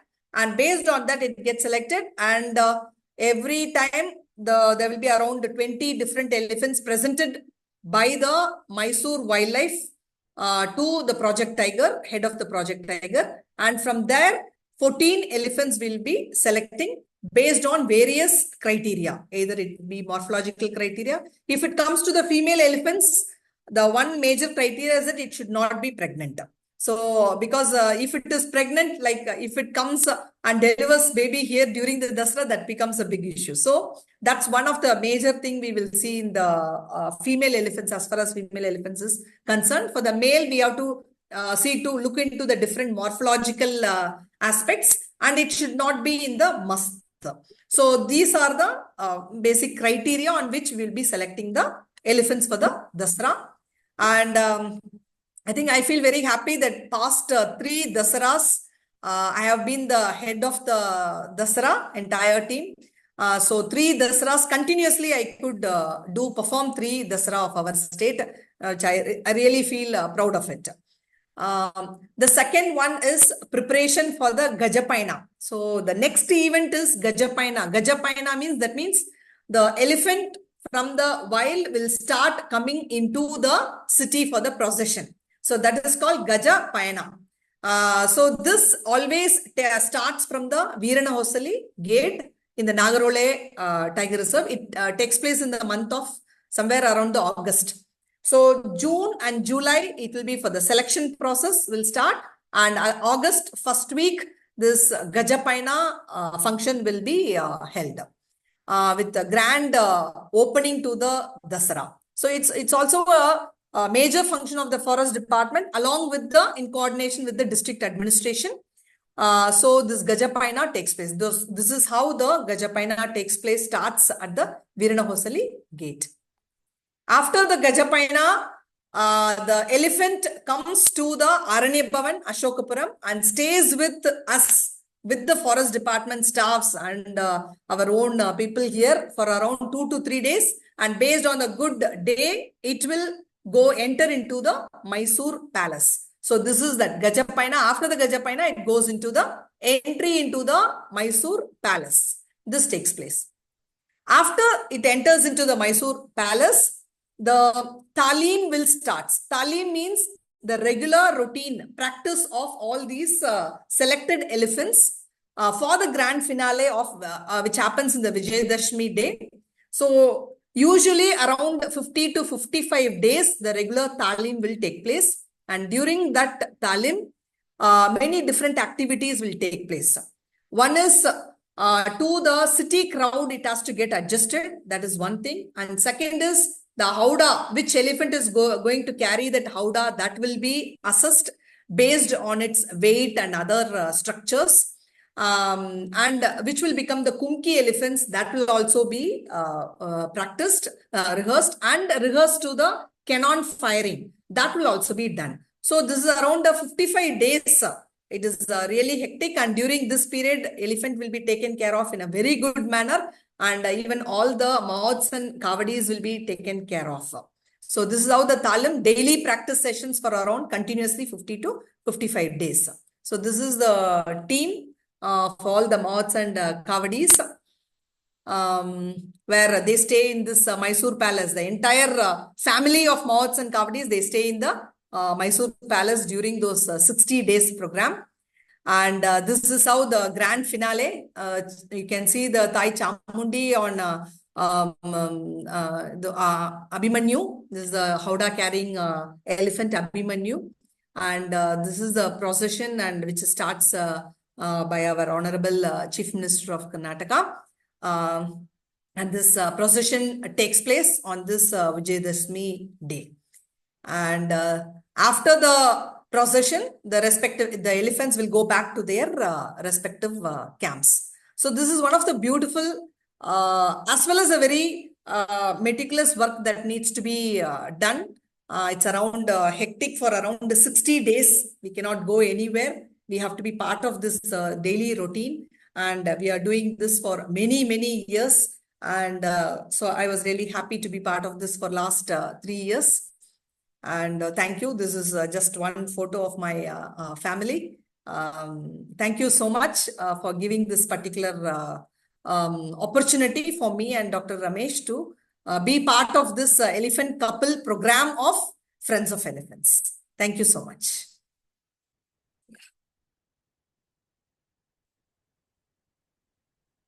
Thank you, ma'am. Thank you for the enlightenment of talks. In this talk, we get to know about the Elephant Task Force plays a major role in what are the mitigation measures which avoid the conflicts. And also, we get to know how Dasra is taken place. We only know about the major like Jambu Savari, but in backwards, we can see what are the process we can easily observe in this talk. Thank you, ma'am. Thank you for the talk. Let's move. It is a special segment of this event. Conversation between Ramesh sir and Malathi ma'am about conversation as an officer and as a couple towards elephant conservation as a support system and challenges between each other. Let us welcome both of Ramesh sir and Malathi ma'am. Yeah, yes, please. Let us start the talk.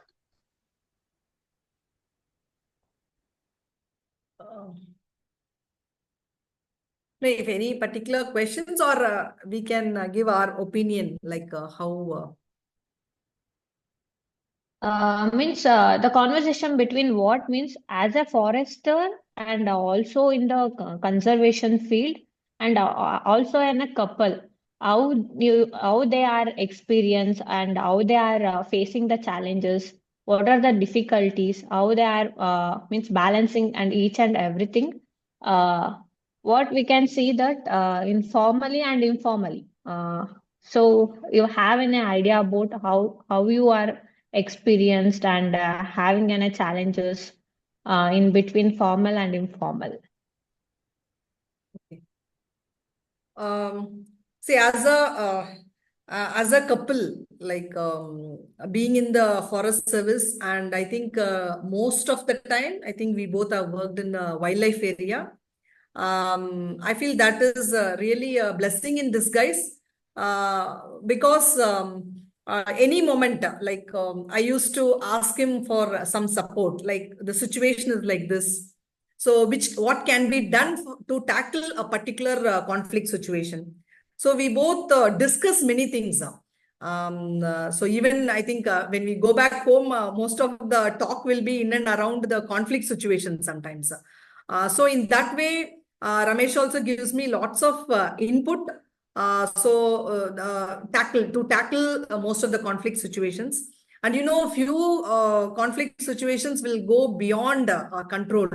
Like I think when I was in Malai Madeshwara DCF, I know 1,000 people surrounded me. It was a really horrible situation because of the elephant. That is also because of the elephant. So in those incidences, in those moments, I think he has given me a very helping hand, and he used to share with me, this can be done like this.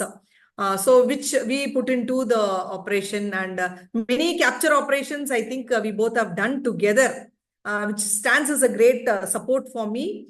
And suppose if he is not there, I'll be able to handle certain situations. I still remember, I think he has to go for some training. In that particular instances, I've taken care of Bandipur for a few days also. So that was a fire incidents days. So without fire, we have to tackle. So in such way, I think he is of a great helping hand for me. So we tackle things meticulously by being helping each other in every incidences. And most of our, I think our work, we have worked in the southern part of Karnataka, which is known for the man-wildlife conflict areas. So I think we have lots of good experiences. That's why I think most of our slides you can see, Ramesh is very good at it. Like he will put forth many of the incidences and do a wonderful presentation usually. So that's how this has happened. And I told even for the Dasara also, like we both used to be part of the Dasara, and we have done that also meticulously. So it is be it in family or in the work culture, we both share each other's experiences and take a very good plan to do any operations. Thank you. I think Ramesh can add to it. Yeah. Actually, for a couple, both the couple are in a job working, it's itself a very tough because we have to manage family and profession also.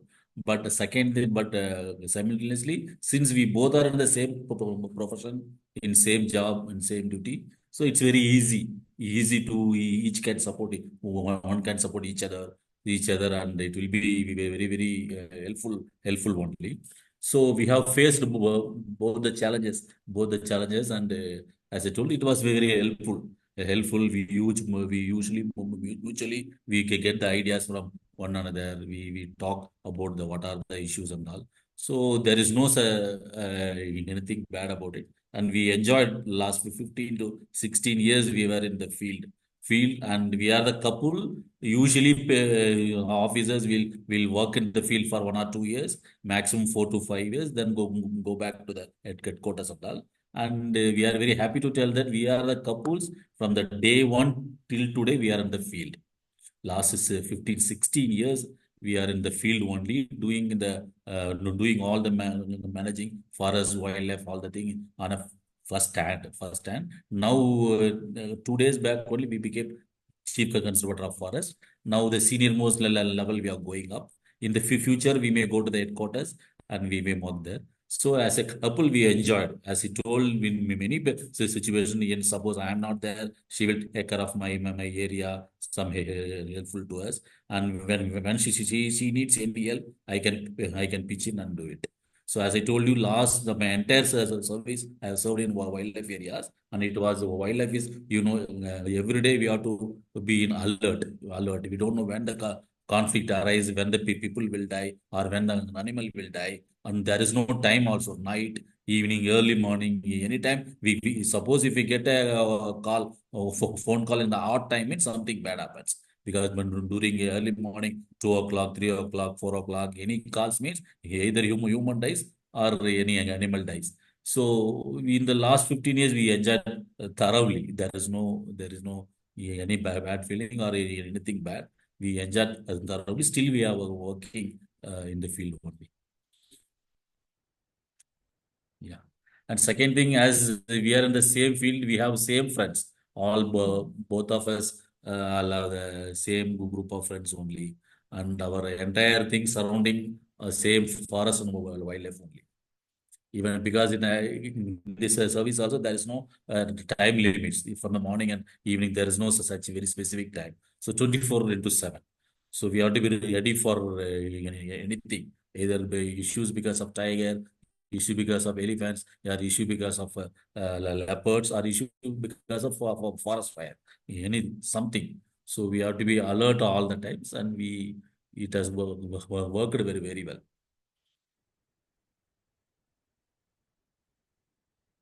Thank you, sir. Second thing, Thank you for. one more Okay, thing I sir. want to, both of them all have done the specialization in wildlife, both from WI Wildlife Institute of India, and both are specialized in wildlife. Okay. Thank you, sir. Thank you for sharing the opinions of both, how you are managing the both and personal and also the professional. We are getting know it's not an easy to continue up to an 50 to 16 years in the same field. Working as a couple is very difficult part, but we can see that supporting each other, we can whatever we can do in the field. So I'm very thankful. Let us 1 second. I shared the screen.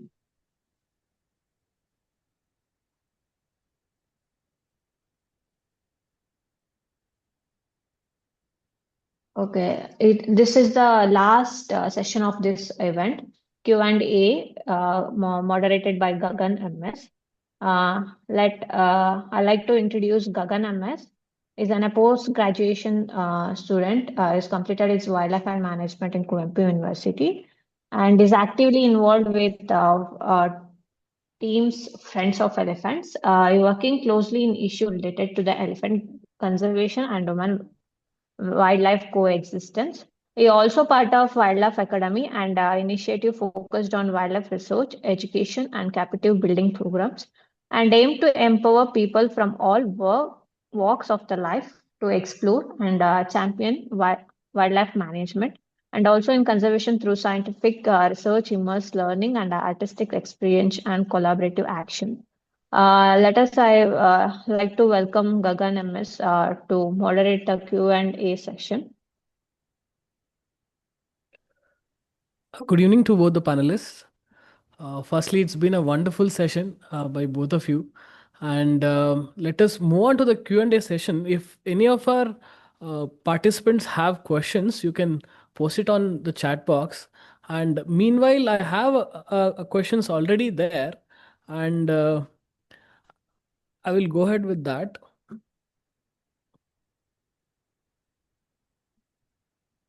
So there's a question by Mr. Vadiraj, and since more protected areas are not available now, and with the success of Project Elephant, there is increase in their population, and is there a concept of mapping the carrying capacity of those protected areas?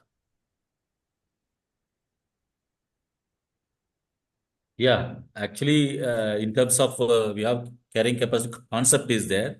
For tigers, we have worked out based on the prey species. How much is the prey? Based on the prey, how much each park can hold. That is a major we used to be in the tiger conservation plan. It has been written in each tiger conservation plan. Similarly, for elephants, there is no plan at all. So far, as I told you, tiger reserves are the exclusive the PAs where it has been managed, but elephant reserves are not exclusive only protected area. It's a part of protected area, parts of other forest areas, even human dominated area, and everything will come. So nowadays, the government of Karnataka has started a process where, like a tiger conservation plan, each elephant reserve should have a elephant conservation plan.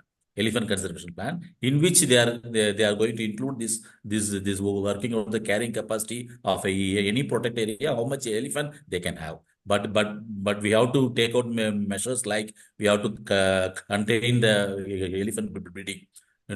We have to sterilization of elephants, or there are some method we have to follow so that the elephant population should not increase beyond certain time. So the concept is there, but still we are not following it in our country. Yes, sir. Aishwarya Anil Kumar has another question. Could you please talk us more about your experience with dealing with habituated crop raiding tuskers? Yes. Actually, as I told you, suppose not all the elephants are crop riders. Not all the elephants are coming into contact with the coming into conflict.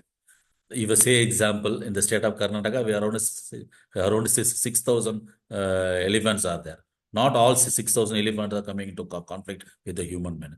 Out of 5 to 10% max, I'm telling, 10% is very high. Around minimum 5 to 7% of the animals who are coming to contact with the human conflict, because these are not, as I told you, we say example one park in Bandipur alone, 1,100 elephants are there. Out of 1,100 elephants, the large size animal, large tusker. Inside the park, around 1,000 elephants are there. Outside those elephants are around 50 to 100 elephants, which are coming into the farmers' field into the conflict. Out of those 50 to 100 elephants, many are only single male lone tusker. Okay, what I'm telling is, but some people will tell that there is no food inside the protected area. That's why the animal coming. It's not like that. These are the opportunities stick animal which have somehow come in contact with the human dominated landscape, and somehow they eat the crops. And once it has eaten the crop, it is a very rich in nutrition. In the forest, they have to eat the whole day. Whole day they have to eat because of the body size. But here, once it comes to the agriculture field, say example, banana field or sugarcane field or maize field or ragi field, it has to eat for 1 hour or 1 hour. So that's all. It can fill up its stomach, whatever the food requirement of a day, it can meet out, then go easily. So because of this only, they get addicted. And inside the forest, usually what they will eat the grass, they will eat the bamboo. Apart from that, they use some tree barks for the teak bark or acacia barks. So they eat the barks, some bamboo and all. So comparatively, if they eat the sugar cane, banana, they're very rich in nutrition and very tasty also. So they get habituated, they get addicted. So these are the male tusk or those lone tusker. Only they again and again they're coming into in the daytime they'll come inside forest. They stay, take rest, or be in there. During evening and night time, they go out, they venture out of the forest, go to the field agriculture, and they ride it. So only what I want to tell is, even though we have 1,000 elephants, we could contain within the park. There is no issue. Even if you go to the core area, we have seen very, very big male tuskers. Those male tuskers are not coming out. So, okay. So what we want to tell, really, these are the few animals which are come into contact with the crops or animal for farmers field, agriculture field. They became habitual. They were addicted towards those crops. Again, they are coming and doing. Again, we used to chase them back. Even we have tried. We have captured we have captured one tusker from the Chikmagalur. It has been come and released in the Bandipur. Similarly, one tusker has been captured from Asan district. Asan, one tusker has been captured, coming and came and released into the Bandipur. The tusker captured from Asan went back to the same Asan within 10 days time. Just 10 days time, the tusker, they don't know how it could reach the same area. Within 10 days time, they went to, from Bandipur, they went to Nagarole. From there, they went to Kodagu. From Kodagu, they went to the Assam. They took a track, and within 10 days, they reached back. But the animal which has been captured from the Chikmagalur was staying here only, staying in Bandipur. But again, the same animal, almost a week, it was inside the forest. Then they were roaming, searching for area. Then they come to the border area. Again, they were doing the crop raid. They're going to the farmers. So because once they get addicted, they get habituated with the farmers, the field crops and farmers field. They want to do it again and again. They want such type of crop. You can see the size of the animal also. When compared to those inside forest, those animals who are crop raid, no, they will be huge size, very gigantic size and huge because of eating very good nutritious food. So what we do, we have to capture the animal, putting into some other area. But some will get success, they stay back into the area, or some will come back to the original area. Then finally we see the animal, then we could not do anything. The animal is going on again until otherwise they go on, they go on the crop rate without harming any humans. Okay. And unfortunately, some people come into contact. Some people go into the track, so they will get killed. Whenever you get killed any human being, there will be huge flashback on our staffs and our people get suffer. So because of our pressure from the people, farmers, we have to capture ultimately. We won't capture immediately because of we see all the parameters, all the situations. Finally, ultimately, some of the big tuskers has to be captured, and some animals are captured 2-3 people. Say example, we want to tell you one example from when we are serving in Yama Mills. And Yama Mills, Kaveri. I was serving in Kaveri and Malathi was serving in Yama Mills. And there were place and what is it? Yama Mills and which park? Yama Mills, BRT and Satyamangala. These three park are dry junction. One elephant was very huge size, which was going into all the three areas. Sometimes it was in the Yama Mill Sanctuary, sometimes it was BRT Tiger Reserve, sometimes it was going to Satyamangala. Over the 2-3 years, it has killed around 4 to 5 people. 5 people they have killed. Already they know the animal well, very well. They know the size of animal. They can clearly identify. After 6 or 5 to 6 people has been killed by the same elephant in different 3 states and the 2 states, it has been captured by Malathi only by the operation which went for 2 days. So ultimately we have no other way. We have to capture the animal and they brought the animal into captivity. So like this, we have to see the situation. As I told you, all the 3 examples. One which was captured and left in Bandipur, it stayed in Bandipur, but again doing the same crop raiding. One which was captured, released into again Bandipur, it went back.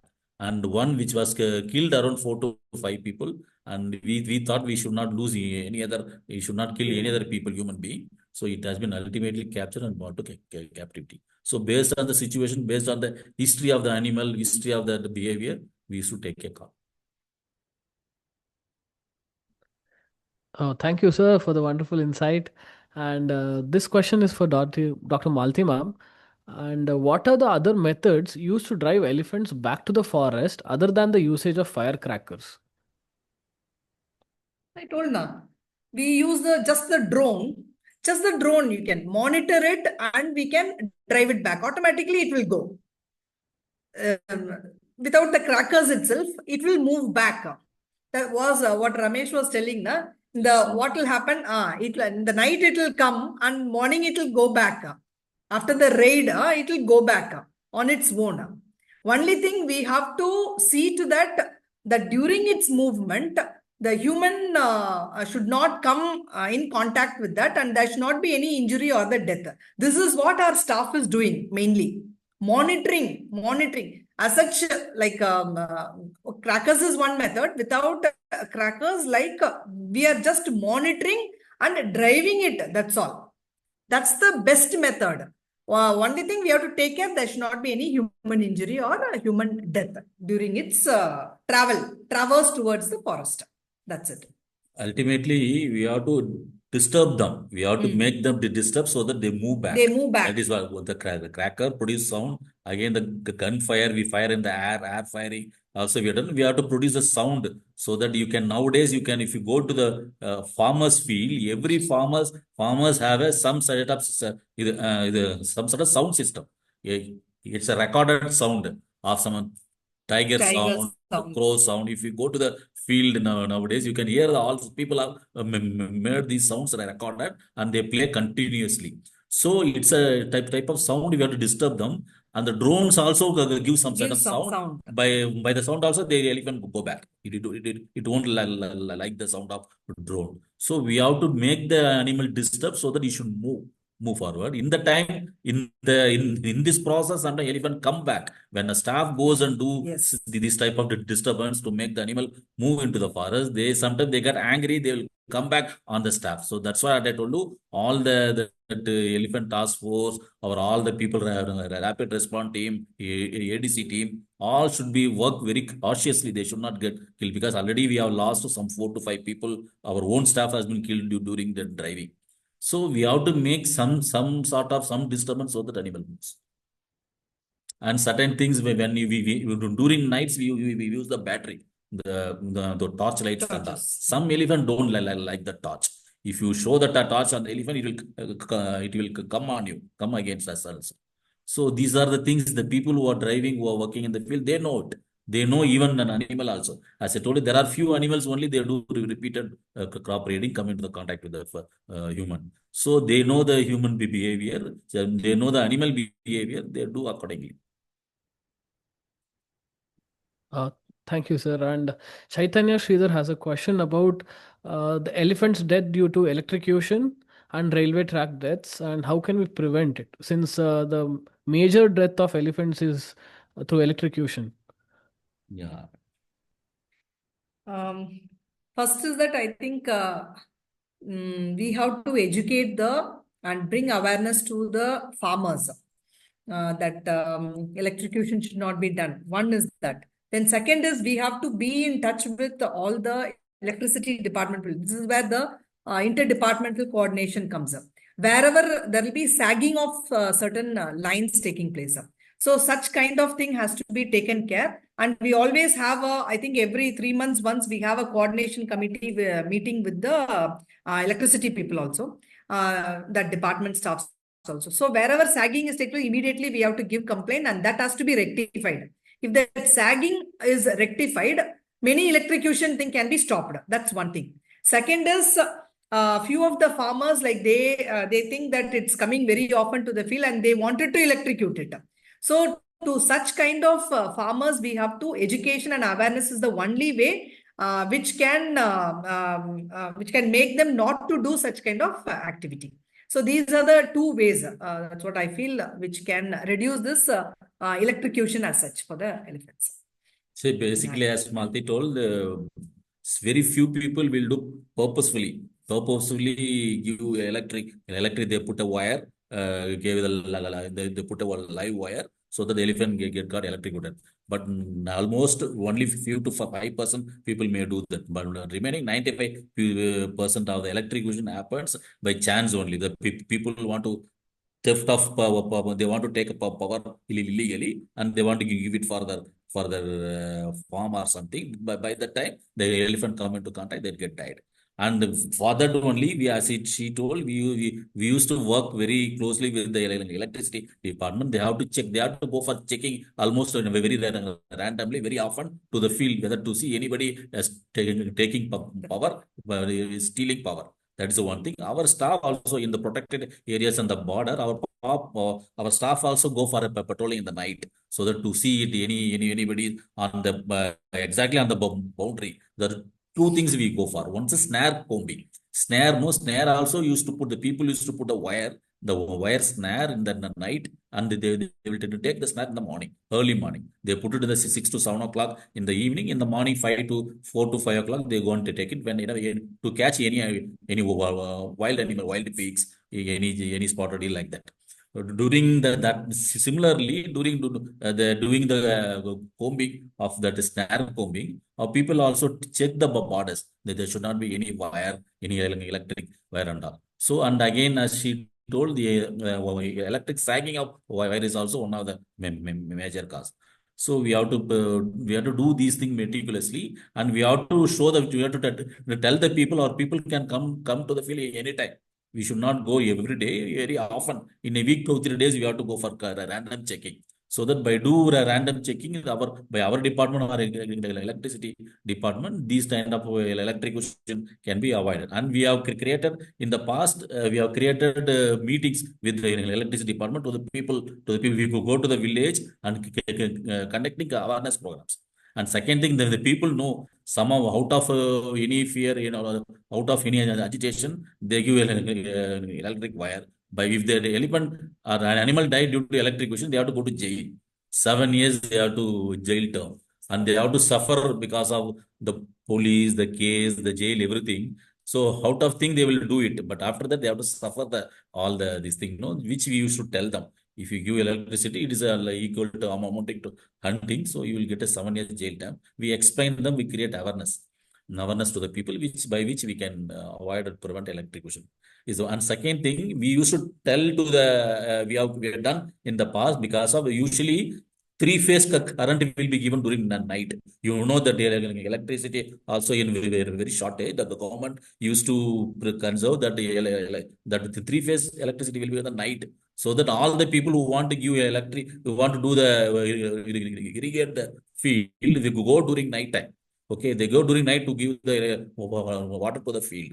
So that time even they also get killed because of that. They are going during the night time to give water to the crop. Because that time the elephant will be in the field area, so they get killed. Second thing, if they give electricity during night, they can give the electric shock during the night time. So in many areas, we are given the list of villages where the issue human elephant conflict is more. In these villages, we tell them don't give the three-phase electricity during the night time. We tell the electricity department to give the electricity, the three-phase electricity during the daytime. So by changing the timing also, we can prevent this type of electrocution.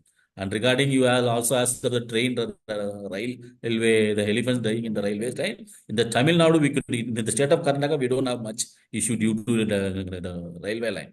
The elephants dying due to the elephant dying due to the railway lines are mostly we can see in Assam and Bengal, and some of them in Tamil Nadu also I have seen. And Tamil Nadu has done a very good work. Actually, they are monitoring the entire stretch where the elephants used to get killed in that railway line. These lines they monitor continuously. Whenever any elephant cross the electric line, they used to go and chase the elephant during the time.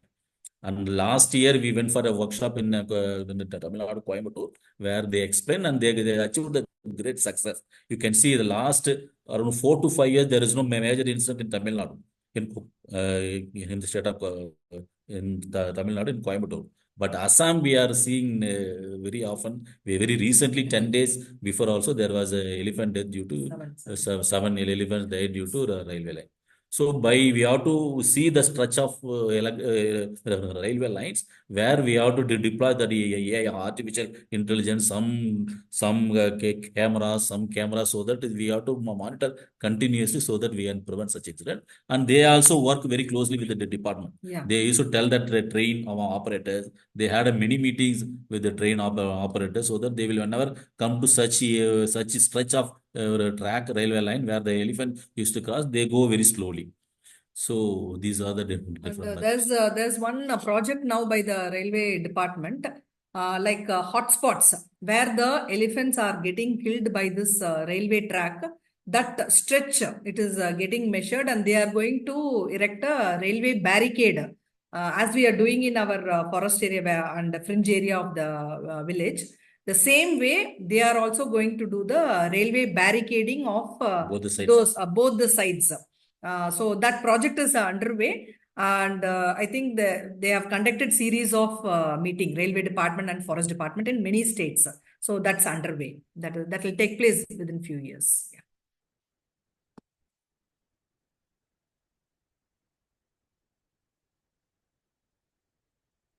Okay. And one question about Dasara. So usually on the media they say that while elephants come to the palace, they weigh, and when they're leaving, they're actually way higher than the time that they were entering the palace. So why does that happen? And also, do elephants really reject to go back after the Dasara? Yeah, yes, of course. The weighing process takes place when once they enter the palace, and the food that we give them, because it's an see, as usual, elephants, even in the camp also we feed the elephants, and apart from that, at night we leave it out. They will go in search of the forage. They will forage themselves and come back in the morning. That's how even in the camp that takes place. But here we are not leaving it to forage. All the 60 days, it's more of a captivity to captivity. So we have to feed them well. That is one thing. And second is that it has to carry that howdah. You know that itself is around 1,200 kgs, which it has to carry and make that procession a successful one. So it has to be healthy enough. So we feed them with a very healthy food, and that is why the weight of the Dasara elephants increases, because it has to carry out the operation. It's also one of the operation. Na? Dasara is also one of the operation for which these elephants are brought in, and it has to successfully carry out that and get back to its camp. So we feed them. There is a separate ration for the Dasara elephants. Special ration for the Dasara elephants, which we are feeding them daily. So that is why the weight of the elephants also increases. That is true. And yes, it is true that because when you feed them with such a good food, they don't want to go back. That feeling will be there for the elephants, even for the mahots, kavadis, even for us. That feeling of sending back the elephants will be very high, because you will be very closely mingling with all those elephants for those 60 days. So it is not only heavy for the elephants to get back, it is heavy for us to leave the elephants back to the respective camps. So that's how this process takes place. Yeah. Thank you, sir. Thank you, ma'am. And can we actually relate the same behavior with the crop raiders, Yeah. the tuskers which raid the crops? Can we relate these two aspects? How, whether we have to supply all the crops, or I don't know how we are, what is it? They get Relate how you are nutritious telling, food like, even in Dasara, and they get nutritious food when they come to the crops.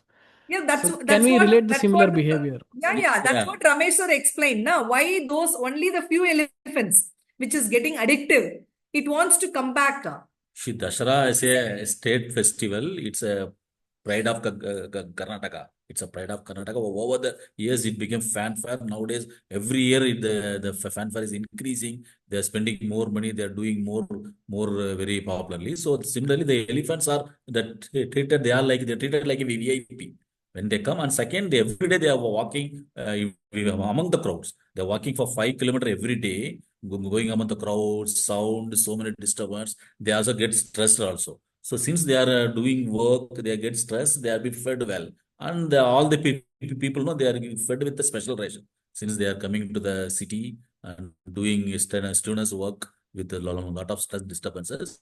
So they are given special ration. And over the years, all the people, there are many people supply so many things, because out of here, even the elephants and the people who take care of elephants, our Maots, Kavadi also taken care of well. They have been so much of been they have been given. They have been taken care well. So all feel so hyped, and the 3 months will be very good for them. So after that, surely the weight will increase.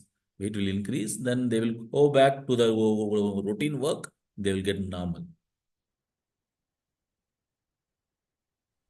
Thank you, sir. Thank you, ma'am. It's been a wonderful session with both of you, and your contribution towards wildlife has always been inspiring to us. And a major takeaway that we felt today was to consider that human wildlife conflict should be a national disaster. I think that Yeah, was a that's huge what highlight. in Kerala it has been done. It as a state disaster. Kerala has declared wildlife conflict as a state disaster. And very recently they have also amended. They said to kill something they have done. But the Kerala Pradesh. doing, and the entire India it should be declared as a national disaster, so that we'll get the immediate support actually. Even you don't want one thing, the snake, no, you equally high number of people died because of snake bite. But that issue is not handled by the forest department. The agriculture department will will deal the issue. They pay compensation and all. But because of sensitivity, because of information technology, mobiles with the people, the issue get blown out of proportion, because it will be shared immediately to all the media within WhatsApp. So they get more hyped. If you see the history, all type of conflict was happened to the 1980s, 70s, 80s, 90s. It was there. They followed so many methods those days itself. But nowadays, because of media, it has been blown out of proportion. As second thing I told you, because of people know now, they put more money, they invest more money into the cropping. So anything get damaged, anything they will hype it. They'll get more aggravated. They feel more funded. So that's the one. So because of this, we should take. I told in the last slide, two slides I told what are the way forward. We have to create a foundation like tigers. How the tigers has been managed, the elephants should also be given funding, given managed like a foundation and funds, so that it can be kept in. Our major thing is the human life should not lose. If we prevent the human death, we have achieved more. That is sufficient. Thank you, sir. Any final wordings? Any final talks? Yeah, no final, but we finally want to thank you entire that organization, the entire people doing for last 10 years, more than 10 years. This continuously they are doing it. We is our part we have done. As in elephant, there are many angles. We are doing that protection angle, cultural angle, so many angles. But now, apart from living everything, the conflict is the major center theme. Every day in, day out, you see here somebody dying, somebody losing, so conflict. And we have to give more attention and more funds, more manpower, more capacity building should be done. As a country, we should make more effort, so that the even should not lose any human life. And again, similarly, they should not lose any animals also. With any elephants also, we should not lose it. So that's a thing. We should get a win-win situation. So thank you so much. I We had a also, wonderful session by both of you. Yes, ma'am. yeah, I also wish to thank you all. I want to tell that actually the forest department and its staffs are striving a lot. Maybe we won't be in the limelight like the revenue department or police department, but equally forest staffs, they work 24 into 7. They are in the field and they are working a lot to curtail any situation, any conflict situation that is happening. That's what I wish to tell, that department is working day in and day out for the maybe for the public as such.